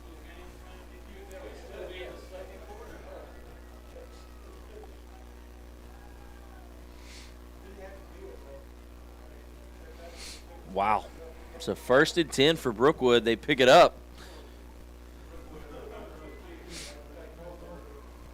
How big is that 2-point conversion attempt that failed? Yeah, that's true because they've got to have 2 touchdowns and 2 2-point conversions. You know, it makes you a little nervous with how quick they can score. So you really just have to, play deep and try to knock the ball down. They were moving. They were not set. They're trying to set up a screen to number 4. Seth Andrews had really done a good job of kind of feeling that and turn around and tracing that back and was right on the ball carrier. Even if he would have caught it, he was going down immediately. Number 4, Tyler Cleveland. 4:41 to go here in the game. It's a 16-point game, but Brookwood got the football back on the onside kick recovery. There it is again. They overthrew it a little bit. And that kid can throw the ball now. He can, and Powers was right hip to hip with the receiver, so I think receiver's trying to cramp a little bit over there. I'm not sure. Was that Lewis over there, number 7? I just love what Ryan Powers just did. It speaks to his character, but it's the perfect. No, number 7 was the near side. It's the perfect legal smack, and here's what I mean by that. He defends him perfectly. Receiver falls down out of bounds. Ryan goes there, picks him up, and then runs back to his spot just to show him, hey, you know what? I'm not tired. Let's go again. I told you, by the way, Powers will be back in the game. Of course, when they scored that touchdown, that probably helped the calls. Had to call timeout because of the play clock. That might come back to bite them. But it is a big play. Yeah, third and 10, and you're trail by 16 with under 4:40 to go. Both sides are a little tired. I mean, obviously, maybe a lot tired with as many plays as they've played. I don't know. It's got to be a record of some sort. But, Brookwood might could go back to their little short passing game, throwing the ball out to the just a stand-up screen, the props, what I call a now screen. If I was Coach Kinsler, I'd be telling them to maybe pay attention to 44 on this play. Something up the middle? Well, just they've been stretching the field a whole lot on the outside. Mm-hmm. And there's a whole lot of attention. And, I mean, you have to, being paid to those outside receivers. But I think and it looks like they're going to do that. I put my 4 defenders, my 4 defensive backs at the sticks. And I say, you're not catching, and they have done that. You're not going to catch it, not going to go past me. You're going to catch it in front of me, and I'm going to tackle you. Going back, coming on the blitz. And he falls down. Yeah, quarterback. That was Gaston, I think. It was. Quarterback got a little happy feet because he felt a little pressure. And, made him throw it a little earlier than he wanted to. I feel like I've said this 6 times already, but if we can get a stop right here, you got to feel like it's going to put the game away, right?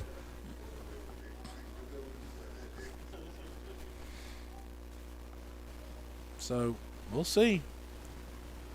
Again, I put my guys at the first down sticks, and I say, okay, keep it in front. They got 3 receivers wide. Okay, I was a little confused there for a second. More pressure, Luke White. Right at the sticks. But again, he's out of bounds. Stop the clock, unfortunately. But you just got to know where those sticks are, and if he, expect him to pull up there. But we've kind of gotten beat deep a few times, so our guys are a little leery of that, I'm sure. But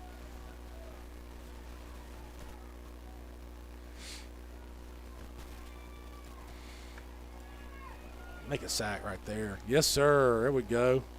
And that's the problem right now with Brookwood. They've only got one timeout left, so they can't stop it. Well, there really is plenty of time for them. They can't spend 3 minutes, but you don't want to get in a situation if you're Westfield where they're kicking off and within a score. So pressure's really all on them. Good play right there, Trey Hardy. Closed right on the ball, right at the time the receiver got there.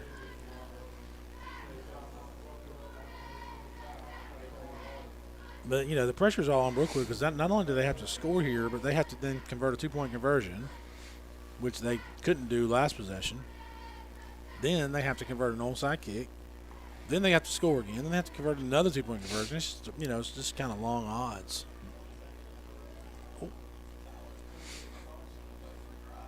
Oh, yanked the laptop off the desk here. That wouldn't have been good.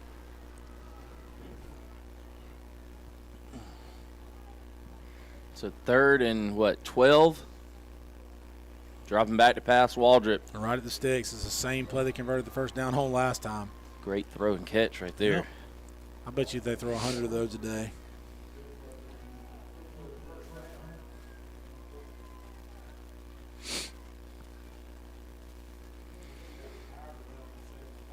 That's one of the plays I wish I had in last year, was a little quick out route right at the sticks to Powers, because we threw so many fades to him. I thought that might have been a really good play for us, but hindsight and all.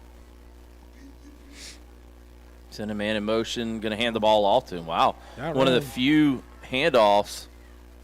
Thomas going to go out of bounds for about a 7-yard pickup. Yeah, and and it's a good play call in that situation by Coach Boggs, but we're going to concede that as a defense because we're trying to take away the pass over our head. So who's down? One of our guys? No, I think it's a bunch of guys kind of leaning over though. You see how many? You could tell. Oh, he's coming back.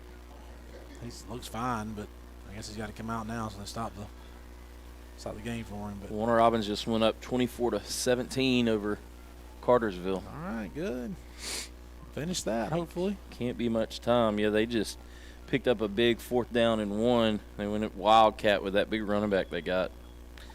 He picked up like 12 yards. Same play. Not a whole lot there. I think he's short. He may be short, but he got out of bounds again. We'd really like to see him keep him in bounds, but again, I say we're moving the clock, but really not because he's getting out of bounds. So 3rd and a full yard. Yeah, I thought he was short, but it's kind of hard to tell because the chain got out of the way a little bit, which you have to do. It looked like the chains maybe got wrapped up a little bit too over there.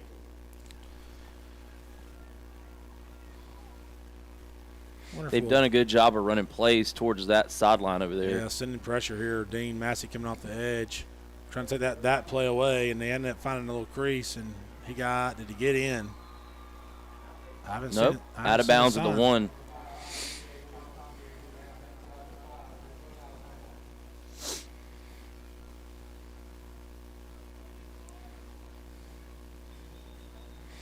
Somebody's down. Was that Thomas? I think it's T.J. Thomas who was the runner on the play. I'll tell you what, he's only a sophomore too. Golly, he's going to be a menace for our league for 2 more years. Well, here's where chasing those points the last time hurts you, because if you miss this, if they score, that's right, you effectively have ended the game for yourself. Right. It's virtually what Auburn did last weekend against Mississippi State when they went for it when they didn't have to the first time.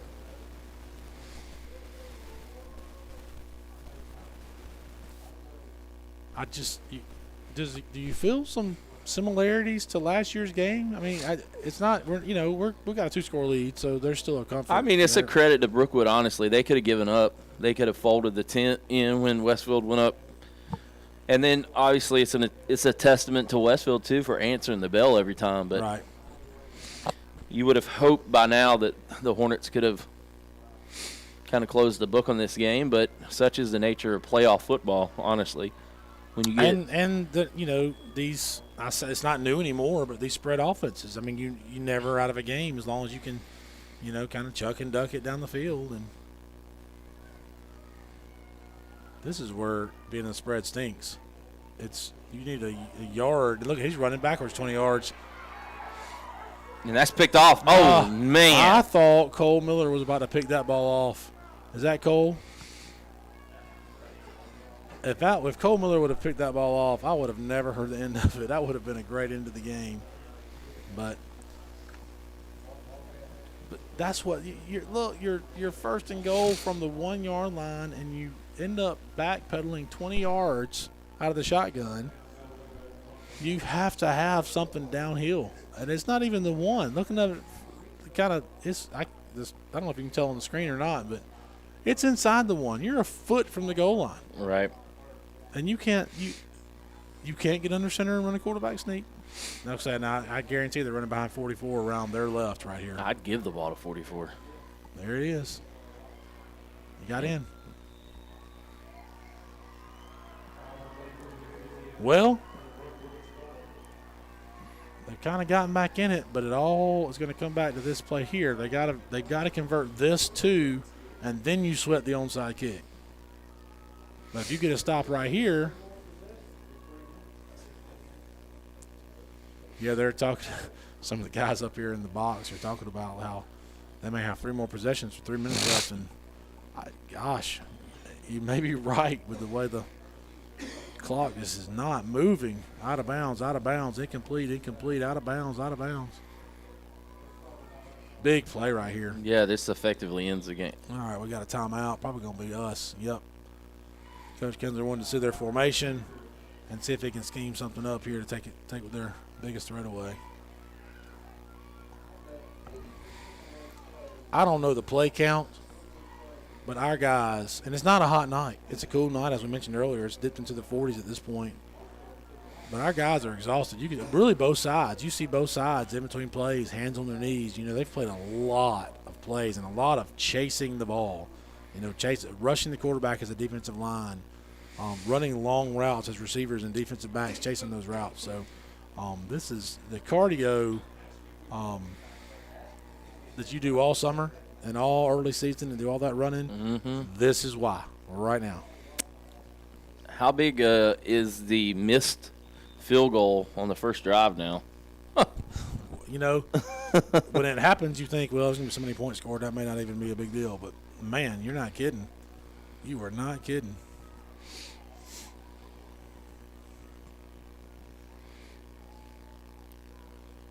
Empty set.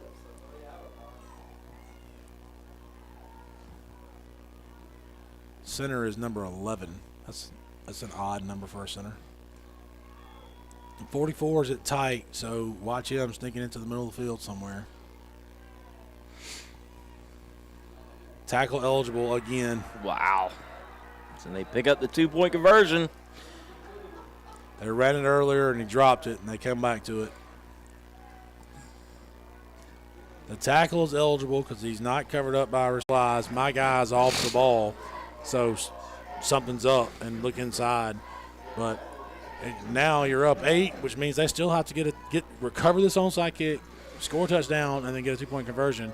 But if you can recover this onside kick, you've got to feel good about your chances of running the clock down a pretty good ways, you would hope. You'd like to just knock this ball out of bounds. Yeah, just get on it, whatever it takes. They haven't blown it in yet. Have they blown it in? What are we waiting for? Get on it. Oh, boy. They got it again. That ball is just hopping up perfectly. They have executed that so well the last 2 times. Wow. Oh, my.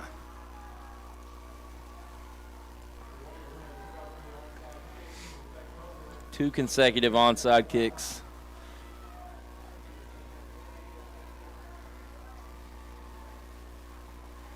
That's crazy. I'm telling you, I'd go up and just bat the thing out of bounds.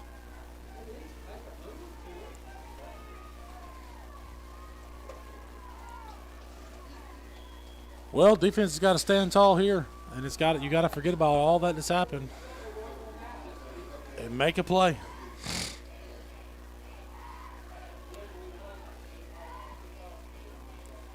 Pressure's coming.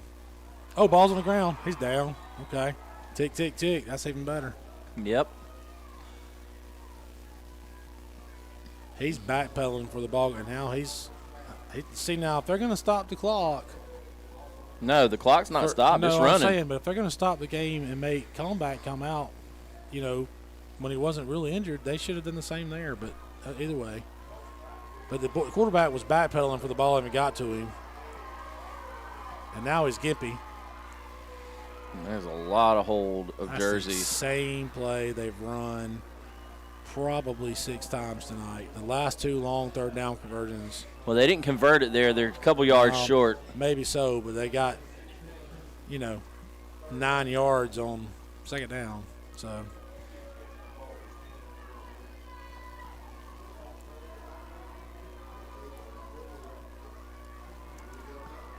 We need to get to the quarterback here. I wouldn't be surprised to see him go back to that sweep play with 5. He's in the slot.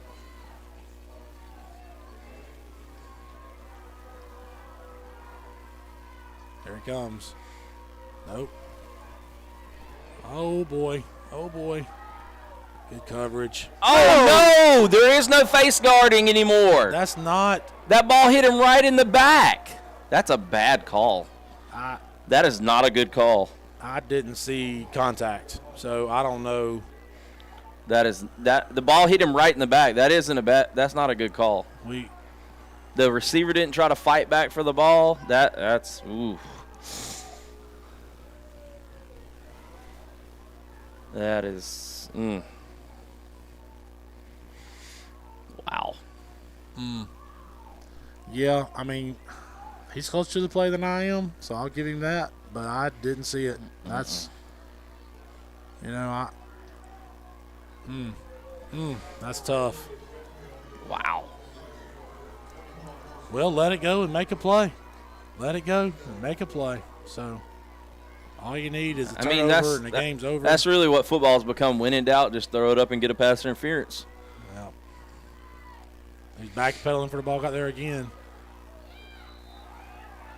Love the effort from. There's a flag for a hold. And you back him up without a doubt.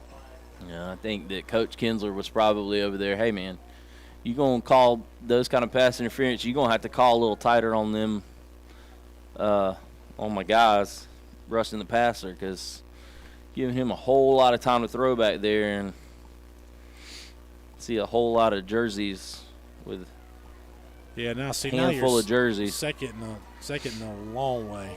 So second and, geez, do the math on that, 20 or more.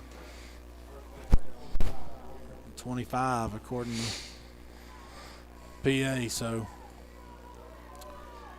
keep them in front, tackle the ball. Wow, 1st and 25. Do not let anybody behind you. If you could tackle him in bounds here. Got him running. Nope. Yeah, that's fine.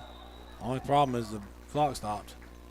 Almost wish he'd caught that ball right there and just been down. Time really isn't an issue. They still have 1 timeout. There's 2:22 left. I mean, sitting on the 36-yard line, there's plenty of time. It's more about getting a first down for Brookwood, and for Westfield, it's about just keeping them out of the end zone. So. Do you know if Coach Champion has any cots for us? It's getting close to 11 o'clock hour.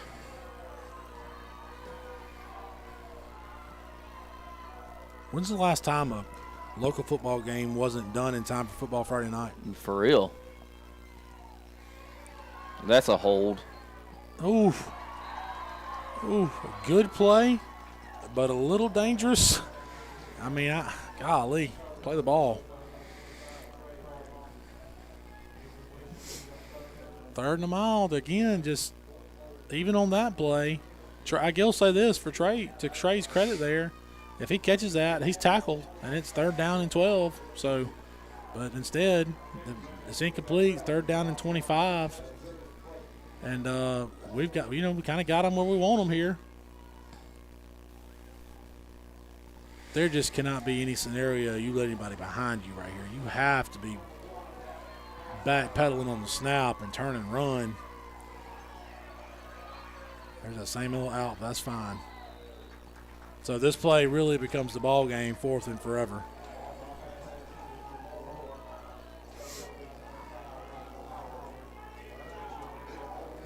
I hear a lot of yelling from our fans in the bleachers down there. I don't know what they're saying, but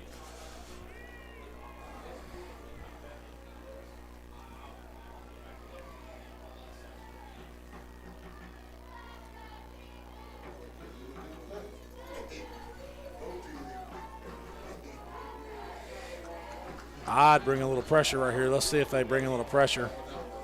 I think we may be able to get pressure with our 4-down lineman. Looks like comeback is coming. Cooper Avery got there. Nope, that's incomplete. Can you throw another flag? No, he swallowed it on that play. They're begging for one over there, but they're not going to get it.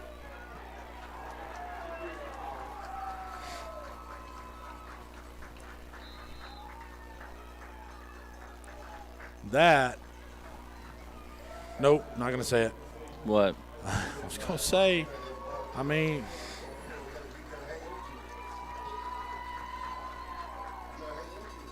I was going to say we might have, that might do it, but gosh, I don't know. So 49-41 your score with 2:05 to go in the game. Goodness gracious. For Mr. Dale down there, this is starting to get like those extra inning early March baseball games we do.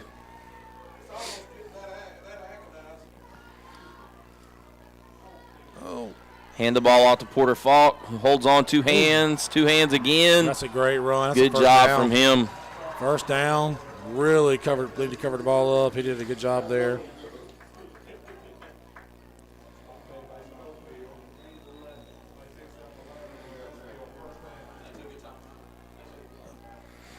So they took their last timeout. Again, here you're watching that play clock.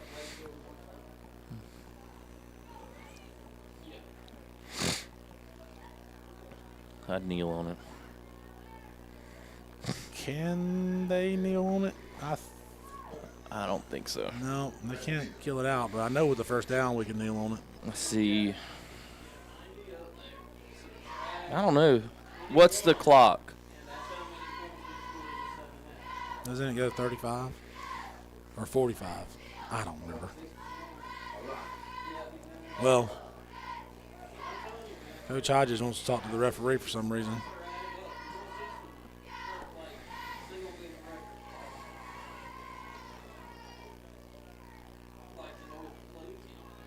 Coach Hodges is the mathematician on the sideline staff. He's a upper school algebra teacher, and he's the math guy, so I'm sure he's got it figured out. In fact, he's in Coach Robinson's ear right now saying something. They're in the victory formation. I think they've done the math and they can kneel on it. Noah Blackman 20 yards deep as the safety guy.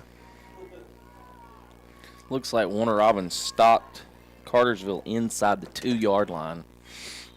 The only problem with that kneel down is it costs us 5 yards. Yeah, but it doesn't matter because it's a 40-second play clock. So 40 times 3 is what? That's 2 minutes. We're good. Yeah. Well, yeah, I'm not. No, he can kneel on it. I'm just saying that's 5 yards off your total. I take 3 steps forward and kneel on it next to the line of scrimmage.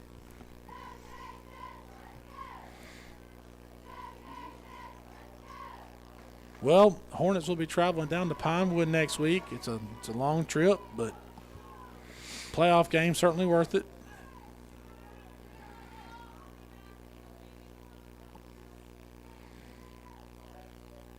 Pinewood with a dominant win tonight over Valwood. I forgot what the final was, 42. It was 42-0 at the last time I saw it in the third. I think we got that's now third down, one more kneel, and we are done with this thing. Finally. How good is it to see the clock actually running? I tell you what, we hadn't seen it a whole lot tonight because of a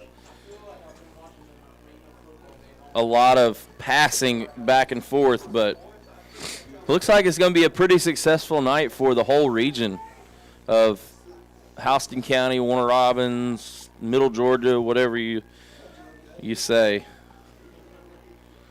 Westfield's going to be victorious here tonight. Porter Falk getting a little chippy down there, but Warner Robins looks like they just wrapped up a victory up in Cartersville. Okay, good deal there. They stopped them inside the 2. Oh, that would have been a good game to see. Yep, 24-17. Northside wins. Perry blows out their competition. Peach County was winning the last time, so good job all the way around in Middle Georgia. And Westfield, 49-41, keeps it going. And they're really eyeing that rematch against John Millage, but to get there, they're going to have to get through those Patriots down in Pinewood. Really good Pinewood team. We'll talk more about them before the game next week, but golly, they've got Mick Wasson is the guy that's their do-everything guy, and he plays quarterback, receiver, defensive back, returns every kick. They move him all over the field, and he's an electric D1 type athlete we're going to have to account for. And so we'll quickly go into our Westfield Booster Club postgame show. Coach Fowler and player of the game tonight, probably going to give it to two different guys. I would think Noah Blackman and Ryan Powers. Yeah, you can't go wrong with either guy. And really, the guy that's pulling the trigger, getting the ball, you could almost throw him in the conversation Kirkley as well. played great. So really just a great job by the offense as a whole. But, you can't go wrong with those guys there. So we'd like to thank all of our sponsors for making this broadcast possible. I'd like to thank Coach Fowler for helping with the color commentating, and also like to thank J.J. Siegel for helping us out on the camera upstairs. And I've been Brett Taylor. Westfield will move on to the Final Four here in the AAA ranks of GISA. They win 49-41 over Brookwood, who made a very valiant effort to try to come back in this game. They have nothing to be ashamed of. And congratulations to them on a great season. And Westfield moves on and trying to get to a state championship. And next week, I guess we'll kind of tell the tale whether they can get to that state championship game or not. Yep, should be a fun one for sure. It's going to be a tough win. And like I said, a long drive on a cold night. But we'll go over there and we'll give them all we got. Absolutely. So we'll say so long here from the Hornets' Nest. Westfield's a victor, 49-41. You've been watching Hornet football